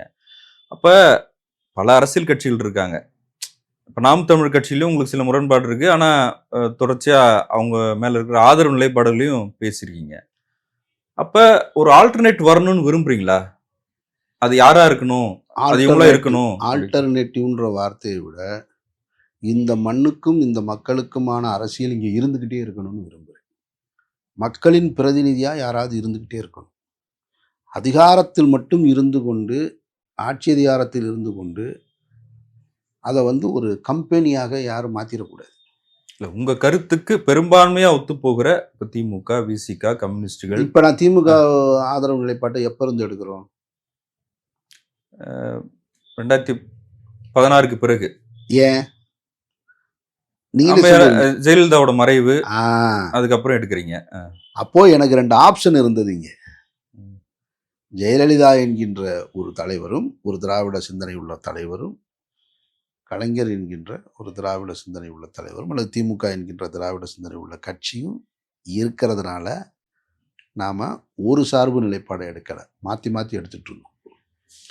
எப்போ பாஜக என்கின்ற சக்தி, என் மண்ணுக்கு தொடர்பில்லாத ஒரு இயக்கம் என் மண்ணுக்குள்ளே வருது, என் மண்ணுக்கும் மக்களுக்கும் அவர்களோட வாழ்வியலோட எந்த தொடர்பும் இல்லாத கட்சி பாஜகன்ற கட்சி எப்போங்க ஆரம்பித்தாங்க? 80ல். அதுக்கு முன்னாடி ஜனசங்கம். பாஜகன்ற கட்சி எப்போ ஆரம்பித்தாங்க? 80ல் தொடங்கப்பட்ட ஒரு கட்சி. 80ல் தொடங்கப்பட்ட கட்சி எனக்கு திடீர்னு, அப்போ 80க்கு முன்னாடி என்னுடைய வாழ்க்கை, நான் பிறந்தது 67ல். பாஜகவை என்னை வளர்த்துச்சு கேட்குறேன். ஆர்எஸ்எஸ் 100 ஆண்டு கால இயக்கம். அதுக்கு என் மண்ணுக்கு என்ன சம்பந்தம்? என்னை பள்ளிக்கூடத்தில் ஆர்எஸ்எஸ் தான் சேர்த்து விட்டுச்சா? தமிழ்நாட்டில் இருக்க அரசு பள்ளிக்கூடத்துலாம் ஆர்எஸ்எஸ் தான் உருவாக்குச்சா? தமிழ்நாட்டில் இருக்கிற சாலைகளை பூரா ஆர்எஸ்எஸ் தான் உருவாக்குச்சா? தமிழ்நாட்டில் இருக்கக்கூடிய அரசு மருத்துவமனைகள்லாம் ஆர்எஸ்எஸ் தான் உருவாக்குச்சா? இங்கே இருக்கக்கூடிய கல்வி நிலையங்கள், கல்லூரிகள், மேம்பாலங்கள் இதை பூரா ஆர்எஸ்எஸ் தான் கட்டுச்சா? என்ன சொல்கிறீங்க நீங்கள்? எதையாவது இடிச்சிருக்காங்களான்னு கேட்டால் நீங்கள் கேட்டால் நான் சொல்லலாம். அப்போ எதுவுமே இல்லை. அப்போ ஆர்எஸ்எஸ்க்கு எனக்கு என்ன தொடர்பு இருக்கு? என்னை ஆண்டவர்களோடு எனக்கு தொடர்பு இருக்கு. திமுக அதிமுகவோட எனக்கு தொடர்பு இருக்கு. பாஜகவுக்கு எனக்கு என்ன தொடர்பு இருக்கு? என்னுடைய நிலத்தின் வளம் கொள்ளையடிக்கப்படும் போது பாஜகவின் நிலைப்பாடு என்ன? என்னுடைய மக்கள் தனிமைப்படுத்தப்படும் போது பாஜகவின் நிலைப்பாடு என்ன? ஸ்டெர்லைட்டில் 13 பேர் சுட்டுக் கொல்லப்பட்டப்ப பாஜகவின் நிலைப்பாடு என்ன? ஜல்லிக்கட்டு போராட்டத்தில் பாஜகவின் நிலைப்பாடு என்ன? நீட்டுனோ ஹைட்ரோ கார்பன் திட்டத்தில் பாஜகவின் நிலைப்பாடு என்ன? என் மண்ணுக்கு தேவையில்லாத 8 வழிச்சாலை வரும்போது, என்னுடைய விவசாய நிலங்கள் பாதிக்கப்படும் போது பாஜகவின் நிலைப்பாடு என்ன? என்னுடைய மக்கள் நீட்டில் கொடுமைப்படுத்தப்படும் போது பாஜகவின் நிலைப்பாடு என்ன? பாஜக அப்படின்ற சக்தியை தமிழ்நாட்டில் தடுத்து நான் நிறுத்தணும். அடிமைப்பட்டு கிடக்கும் பொழுது, வெள்ளையரிடமிருந்து போராடும் போது பாஜகவின் நிலைப்பாடு என்ன? ஜனசங்கத்தின் நிலைப்பாடு என்ன? ஆர்எஸ்எஸ் நிலைப்பாடு என்ன? நான் வரலாறை படிச்சுட்டு வரலாறோடு சேர்ந்து வாழணும்னு ஆசைப்படுறேங்க. நான் என்ன பைத்தியக்காரனா? திடீர்னு ஒருத்தன் வருவான், இவனை என் தலைவன் சொல்றதுக்கு? இல்ல அதான் இப்ப நான் பாஜகவை எப்படி தூரமா வச்சு பார்க்கிறனோ, என் மண்ணுக்கு உவைசி வந்தாலும் அப்படிதான் பார்ப்பேன். இந்த மண்ணுக்கு தமிழ் மாநிலத்தில் இருக்கக்கூடிய சிறுபான்மையினரை பாதுகாக்கிறேன்னு உவைசி கிளம்பி வந்தாலும் இதே கேள்வியை கேட்பேன். உனக்கு எனக்கு என்ன தொடர்பு இருக்கு? பாகிஸ்தான்லேருந்து ஒருத்தர் இந்த மண்ணுக்கு வந்து நின்று நான் இஸ்லாமியர்களை பாதுகாக்கிறேன்னு சொன்னாலும் அந்த கேள்வியை கேட்பேன். உனக்கு எனக்கு என்ன தொடர்பு இருக்கு? நீ பிரிஞ்சு போயிட்ட 47, உனக்கு எனக்கு என்ன தொடர்பு இருக்கு? என்னை பாதுகாக்க எனக்கு தெரியும். என்னுடைய அண்ணன் தம்பி, என்னுடைய சித்தப்பா பெரியப்பன் பாதுகாப்பான், நீ வெளியே போன்னு தான் சொல்லுவேன். இல்ல அந்த பாஜக எதிர்ப்பு அரசியல் செய்வதற்கு இப்போ திமுக இருக்காங்க, விசிக இருக்காங்க, கம்யூனிஸ்டுகள் இருக்காங்க, காங்கிரஸ் இருக்காங்க, கூட்டணியில இருக்காங்க எல்லாமே. இப்போ மக்கள் நீதி மையம் இருக்காங்க. இப்போ அந்த கட்சிகள் கிட்ட அது சரி, அதில் தவறுகள் இருக்கலாம், முரண்பாடுகள் இருக்கலாம், அதை சரி பண்ணணும் அப்படின்ற எதிர்பார்ப்பை தாண்டி புதுசா வர்ற ஒருத்தர் சரியா இருக்கணும் அப்படின்னு நினைக்கிறது. புதுசா வர்ற ஒருத்தருக்காக சரி செய்ய சொல்லலைங்க. நான் கவலைப்படுவது தாவேகா தலைவரை பற்றி அல்ல. தாவேகா என்கின்ற கட்சி நம்பிக்கையோடு எதிர்கொண்டு இருக்கக்கூடிய லட்சக்கணக்கான இளைஞர்களை, பெண்களை, விஜய் மீது ஈர்ப்பு இருக்கிற இளைஞர்கள், பெண்கள், ஓகே, வெறும் இளைஞர்கள் மட்டும் இல்ல, பெண்கள். விஜயகாந்த் அவர்கள் வரும்பொழுது ஆண்களுடைய செல்வாக்கு அதிகம் இருந்தது. பொதுவெளியில பெண்கள் இவ்வளவு ஆதரவு நிலைப்பாட்டை எடுக்கல. ரஜினிகாந்த் அவர்கள் அரசியலுக்கு வரும் பொழுதும் ஆண்கள் அதிகமாக பொதுவெளியில வந்தாங்க, பெண்கள் இவ்வளவு பேர் வெளியில வரல. எம்ஜிஆருக்கு பிறகு பெண்கள் இவ்வளவு பேர் வெளியில வந்திருக்கிறது விஜய் அவர்களுக்கு. தங்களுடைய கருத்துக்களை பதிவு செய்கிறாங்க. அவங்களுடைய எதிர்காலம் தானே என்னுடைய எதிர்காலம். அவன் நல்லா இருந்தா தானே நான் நல்லா இருப்பேன். நான் கூட்டா சேர்ந்து தானேங்க வாழ்ந்துகிட்டு இருக்கேங்க. அமீர் என்கின்ற தனி மனிதன் மட்டும் இங்கே வாழ முடியுமா? அமீர் வேணும், அமீருடைய நண்பன் சுரேஷ் வேணும், அழகர் வேணும், என்னுடைய நண்பர் ஃபெலிக்ஸ் வேணும், ஜவஹர் வேணும், கிருஷ்ணே வேணும், பாலகிருஷ்ணே வேணும், சங்கரன் வேணும். எல்லாரும் சேர்ந்தா தானே நான் சமூகம். அப்போ என் சமூகத்தில் அவங்களும் ஒரு அங்கம் இல்லையா? தாவேக்காவுடைய தொண்டர்களும். அவன் நல்லா இருக்கணும்ல. அந்த பாஜகவை விஜய் எந்த அளவுக்கு எதிர்க்கிறாரு, அவர் எப்படி நம்புறீங்கன்னு கேக்குறேன் நான். அவ்வளவு சிம்பிளா. இங்க பாருங்க, நான் நம்புறேன்னு இப்ப சொன்னேன். சரியாகும் நம்புறேன். சரியா ஆகணுங்க, ஆகணும். ஆக்குவதற்கான முயற்சிகளை எடுத்துக்கிட்டே இருப்போம். சரி ஆகலைன்னா சரியா இருக்கிறவங்க பக்கத்துல தான் நிற்போம். அவ்வளவுதானே, சிம்பிள். ஒரு சரி ஆகலைன்னு வச்சுங்க, சரியா இருக்கிறவங்க பக்கத்துல நிற்போம். ஒரு சரி ஆகலைன்னா என்ன பண்ண முடியும்? அதிமுக சரியாகும்னு எதிர்பார்த்தோம், சரி ஆகலை, வெளியே வந்துட்டோமா இல்லையா? அம்மையார் ஜெயலலிதா இருக்கிறது வரைக்கும் பாஜகவை இந்த இடத்துக்கு கொண்டு வந்து விடலை. அவங்க இப்படி கொண்டு வந்து இது என்டிஏ கூட்டணின்னு சொல்லுவாங்களா? மத்தியிலிருந்து வந்த இராணுவ அமைச்சர் வாசலில் கேட்டு வாசலில் காத்திருந்து திருப்பி அனுப்பிச்ச வரலாறு இந்த தமிழ்நாட்டில் நடந்திருக்கு. இராணுவ அமைச்சருக்கு உள்ளேயே கதவு திறக்கப்படலை. அப்படி வாழ்ந்துட்டு ஒருத்தவங்க செத்து போயிருக்காங்க. அந்த கட்சி கொண்ட குழு இன்னைக்கு என்னவாக இருக்கு? இயக்கம் டெல்லிக்கே போகுது, துண்டை போட்டுட்டு காருக்குள்ளே போகுது, ஹோட்டலுக்கு போய் நிற்கிது, மறைமுகமாக யாருக்கும் தெரியாமல் என்னென்னமோ செய்யுது. அவங்க அங்கேருந்து இங்கே வந்து பிரச்சாரத்துக்கு வந்து என்டிஏ கூட்டணி ஆட்சி அமைக்கணும்னு சொல்லிட்டு போகிறாங்க. அமைதியாக இருக்காங்க பக்கத்தில் உட்காந்து. என்டிஏ கூட்டணி ஆட்சி அமைச்சாலும் எடப்பாடி பழனிசாமி முதலமைச்சர். என்னங்க பாருங்க, மாப்பிள்ளவர் தான் போட்டிருக்க சட்டை என்னோடதுன்ற கதை மாதிரியே இருக்கு. ஜெயலலிதா ஆட்சின்னு சொல்லுங்க, அதிமுக ஆட்சின்னு சொல்லுங்க, எம்ஜிஆருடைய ஆட்சின்னு சொல்லுங்க. அப்படி சொல்லி வாக்கு கேளுங்க. அப்படித்தானே இவ்வளவு நாள் கேட்டிருக்கீங்க. அண்ணாவின் ஆட்சின்னு சொல்லி தானே வாக்கு கேட்டீங்க. நீங்க உங்க கொடியில் இருக்கிறது அதுதானே. அண்ணாவின் ஆட்சியை மீண்டும் அமைப்போம், அண்ணா எம்ஜிஆர் ஜெயலலிதாவின் கொள்கைகளை அவருடைய களத்தில் நின்று பணியாற்றதை நாங்கள் மீண்டும் செய்வோம்னு தானேங்க சொல்லணும். திமுக தானே சொல்லுது. பெரியார், முத்தமிழறிஞர் கலைஞர் ஒரு திராவிட இயக்கத்தை சேர்ந்தவராக இருந்தாலும் ஐயா நல்லகனுடைய மரணத்தில் வீர வணக்கம் செலுத்துறாரு. அந்த பண்பை தானே நம்ம பாராட்டணும். அவர் இதுக்கு முன்னாடி காம்ரேட்டாக இருந்தாரா? ஒரு காம்ரேட்டுக்கான மரியாதையை கொடுக்குறாரு. அந்த பண்பை தானே நம்ம உச்சி முகர்ந்து பாராட்ட முடியும். ஆனால் அந்த ஐயாவுடைய நல்லகண்ணு மரணத்துக்கே வராதவரை எப்படி நீங்கள் நம்ம ஏற்க முடியும்? அந்த ஐயா நல்லகண்ணுவை தனிப்பட்ட முறையில் சந்தித்தவன் நான். ஒரு மனிதன் நல்லவனாக வாழ்ந்து நேர்மையாளனாக வாழ்ந்தால் இந்த சமூகம் எப்படி கொண்டாடும் என்பதற்கு உதாரணம் ஐயா நல்லகண்ணு. என்னுடைய அச்சமில்லை அச்சமில்லை திரைப்படத்திற்கான இசை வெளியீட்டு விழாக்கு ஐயாவை அழைக்க போயிருந்தேன். அப்போ அவர் ஐயா எங்கே இருக்காருன்னு விசாரித்து கேட்கும்போது சிஐடி நகர், இந்த ஒய்எம்சியில் இருந்துக்கிட்டு வருவோம் இல்லையா, டி நகருக்குள்ளே, அந்த இடத்துல ஒரு விலாசத்தை சொல்லிட்டாங்க. நான் சிஐடி நகரில் ஒவ்வொரு இடமா போய் கேட்குறேன், ஐயா நல்லகண்ணு வீடு எதுங்க? அந்த வீடு இடிச்சிட்டாங்க. அது பின்னாடி வெள்ளம் வந்ததுக்கு பின்னாடி, நான் சொல்றது வெள்ளம் வர்றதுக்கு முன்னாடி. ஓ சரி, ஞாபகம் இருக்கும் அவங்களுக்கு. ஐயா நல்லகண்ணு வீடு எதுன்னு கேட்குறேன். ஒருத்தருக்குமே தெரியல. சரி, ஒரு ஆட்டோக்காரன்ட்ட போய் கேட்டேங்க. அவருக்கு தெரிஞ்சு ஆட்டோ ஸ்டாண்டில் இருக்கவருக்கு சொல்லுவாங்க இந்த இடத்துல இருக்குன்னு, ஆனால் எதுன்னு தெரியலைங்க. நான் அந்த நந்தி சிலைக்கிட்ட போகிறேன், சுற்றுறேன், வர்றேன், கேட்குறேன், ரொம்ப நேரமாக கேட்குறேன். கடைசியில் வேற மாதிரி சொல்லுவாங்க, சைதை துரைசாமிக்கு எதிர்க்க. அதான் சொல்ல வரேன், அதை தான் சொல்ல வரேன். இப்போ எங்கேயுமே தெரியலன்னொடனே நான் எடுத்த முடிவு என்ன தெரியுமா?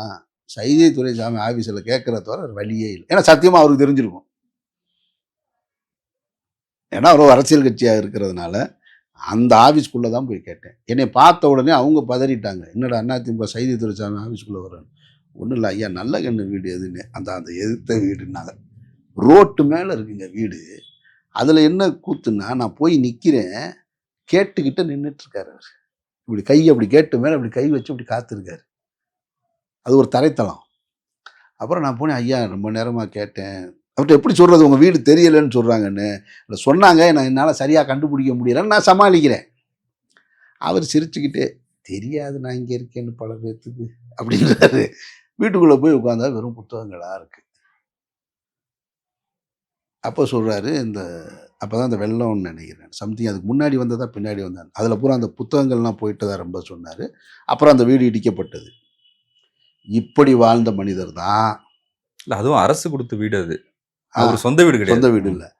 இப்படி வாழ்ந்த மனிதரு, அக்கம் பக்கத்தில இருக்கவர்களால் கூட இதுதான் அவருடைய வீடுன்னு கண்டுபிடிக்க முடியாது. இன்னைக்கு பாய்ஸ் கார்னருக்குள்ள உள்ள போனா இதான் ரஜினிகாந்த் வீடுன்னு ஒரு தெரு முனையிலேருந்தே சொல்லுவாங்க. இதுக்குள்ள போய் லெஃப்ட்ல திரும்பினா ரஜினி வீடு எண்டுல இருக்குமா. இந்த பக்கம் போனா இது விஜய் வீடு. கபாலீஸ்வரர் நகர்ல அப்படி உள்ள போனா இது விஜய் வீடுன்னு தெரியும். இந்த பக்கம் போனா கமல் வீடு தெரியும். போக் ரோட்ல நடந்து போனா இது சிவாஜி வீடு தெரியும். ராமாபுரத்தை கிராஸ் பண்ணா எம்ஜிஆர் வீடு தெரியும். ப்ரொடியூசர் வீடு தெரியும். நடிகை வீடு தெரியும். தயாரிப்பாளர் வீடு தெரியும். மந்திரிகள் வீடு தெரியும். ஐயா நல்லகண்ணு வீடு தெரியலை, அது பரவாயில்ல. ஆனால் அவருடைய மரணம் எப்படி நடந்தது? அரசு மரியாதையோடு நடக்குது. அதுதான் அவர் வாழ்ந்த வாழ்க்கைக்கான அடையாளம். அதில் ஒரு முதல்வர், அவரது கட்சியை சாராத ஒரு முதல்வர் வீர வணக்கம் செலுத்துறார். ஆனால் அந்த நிகழ்வுக்கு கூட எதிர்க்கட்சி தலைவர் ஐயா எடப்பாடி பழனிசாமி போகல. எவ்வளோ பெரிய வருத்தத்துக்குரிய ஒரு செயல். அப்போ அந்த கட்சியை நீங்கள் என்னவா ஆக்கிட்டீங்க? உங்கள் நிலைப்பாடு என்னவா இருக்கு? யார் மேலே கோபம்? யார் மேலே கோபம்? நல்லகண்ணு ஐயா மேலே கோபமா உங்களுக்கு? அவர் வாழ்ந்த வாழ்க்கையில் மேலே உங்களுக்கு கோபமா? அவர் வாழ்ந்த அந்த நேர்மையின் மேலே உங்களுக்கு கோபமா? எதன் மேலே உங்களுக்கு கோபம் வந்துச்சு? போயிருக்கணுமா இல்லையா? யார் யாரெல்லாம் போகலை நீங்கள் கவனிச்சு பாருங்க. தேசபக்தி பேசுகிறவங்க பூரா போயிருக்க மாட்டான் அந்த பக்கம். அப்போ ஐயா நல்லகண்ணுக்கு யார் போகலைன்னு கவனிச்சிங்கனாலே இந்த மண்ணுக்கு எதிரானவர்களை உங்களால் அடையாளம் கண்டுபிடிக்க முடியும். நம்ம அப்படித்தான் இனம் கண்டுகொள்ளணும். ஜல்லிக்கட்டு போராட்டத்தில் மக்களெல்லாம் ஒன்று கூடி குமிஞ்சு தன்னெழுச்சியாக போராட்டம் நடத்திக்கிட்டு இருக்கும்போது தமிழ் பொறுக்கிகள்னு சொன்னவன் யாருன்னு கவனிக்கணும். நக்சல்கள்னு இங்கே பூரா ஒன்று கூடியிருக்காங்கன்னு சொன்னவன் யாருன்னு பார்க்கணும். அவெல்லாம் இந்த மண்ணுக்கு எதிரானவன், இந்த மக்களுக்கு எதிரானவன். அப்படித்தான் நீங்கள் அடையாளம் காணணும். அவன் நான் முகமூடி போட்டு வருவானா அவங்களுக்கு தெரியாமல் ராத்திரியில்? அவன் வெள்ளை வேட்டி வெள்ளை சட்டை போட்டு நெத்தியில் குங்குமம் போட்டு வச்சு கூட உட்காந்துருப்பான். தலையில் தொப்பி வச்சு கூட உட்காந்துருப்பான். சாந்தமாக இருப்பான், சிவப்பாக இருப்பான், அன்பாக பேசுவான். ஆனால் மக்களுக்கு எதிராக எந்த கருத்தை எப்போ பதிவு பண்ணுறான்னு பாருங்கள். அவன் மக்களுக்கு எதிரானவன், இந்த மண்ணுக்கு எதிரானவன். அப்படி தான் நம்ம அடையாளம் காணும். இல்லை விஜய் அந்த அரசியலுக்குள்ளே போயிடக்கூடாது அப்படின்னு நீங்கள் எதிர்பார்க்குறீங்க. ஆமாம் ஆமாம். அதனால தான் நான் சொல்கிறேன், இந்த சிபிஐ விசாரணைக்கு பயந்து அவங்க கூட்டணி அழுத்தம் கொடுப்பாங்க. அவங்க யாருக்கு கொடுக்கல? நிதிஷ்குமாருக்கு கொடுக்கலையா? அவங்க யாருக்கு கொடுக்கல? கோவாவில் ஆட்சி அமைச்சாங்க. மகாராஷ்டிராவில் பால் தாக்கரேவுடைய பையன்கள் உத்தவ் தாக்கரே கொடுத்தாங்க. சரத்பவாருடைய அண்ணன் பையன் அஜித் பவாருக்கு கொடுத்தாங்க. அவங்க யாருக்கு கொடுக்கல? அவங்க திமுகவுக்கும் கொடுத்துட்டு தான் இருக்காங்க. திமுகலேருந்து தப்பிச்சு ஓடிக்கிட்டு இருக்கு. செந்தில் பாலாஜியை கைது செஞ்சு டெல்லிக்கு கூட்டிகிட்டு போகணும்னு விருப்பப்பட்டது எதுக்கு? திமுகவுக்கு எதிராக ஸ்டேட்மெண்ட் வாங்கணுன்றதுக்கு தானே, வேற என்ன? எல்லா இடத்துலையும் முதல்வரையும் துணை முதல்வரையும் வழக்குகளில் சிக்க வச்சிட்டோம்னா அவங்க அழுத்தம் கொடுத்துட்டே இருப்பாங்க. அந்த அழுத்தத்திலிருந்து தெளிவு பெற வேண்டியது மக்களுடைய கடமை. அந்த அழுத்தத்திலிருந்து தப்பிக்க வேண்டியது தலைவர்களுக்கான பொறுப்புன்னு நான் சொல்கிறேன். நாளைக்கு நீங்கள் எடப்பாடி பழனிசாமி போல அவரை போல ஒரு நிலைப்பாட்டை எடுத்துட்டீங்கன்னா என்ன ஆகுறது? விஜயகாந்த் தன் வசப்படுத்தினது போல உங்களே வசப்படுத்திட்டாங்கன்னா என்ன செய்யறது? படுத்துனாங்கல்ல. இல்லை, ஆனால் விஜயோட ஓட் பர்சன்டேஜ் எனக்கு தெரியலையே சார். 10 பேராக கூட இருக்கட்டும் சார். ஓட் பர்சன்டேஜ் ஒரு கணிசமான ஓட் பர்சன்டேஜ்னு நான் நம்புகிறேன். நான் இல்லைன்னு மறுக்க மாட்டேன். வெற்றிக்கான ஓட் பர்சன்டாக என்னன்றது இன்னொரு 60 நாளில் தெரிய போகுது. இந்த டிவியில் விவாதங்களில் பொது மேடைகளில் ஜோசியம் சொன்னவங்க பூரா எல்லாருமே சந்தைக்கு வரப்போகிறோம். என்னையும் சேர்த்து உங்களையும் சேர்த்து. ஆமாம், எல்லாருமே மக்கள் முடிவுக்காக காத்திருக்கோம். மே மாதம் வந்துடும். 2 மாதம் தான் இருக்குது.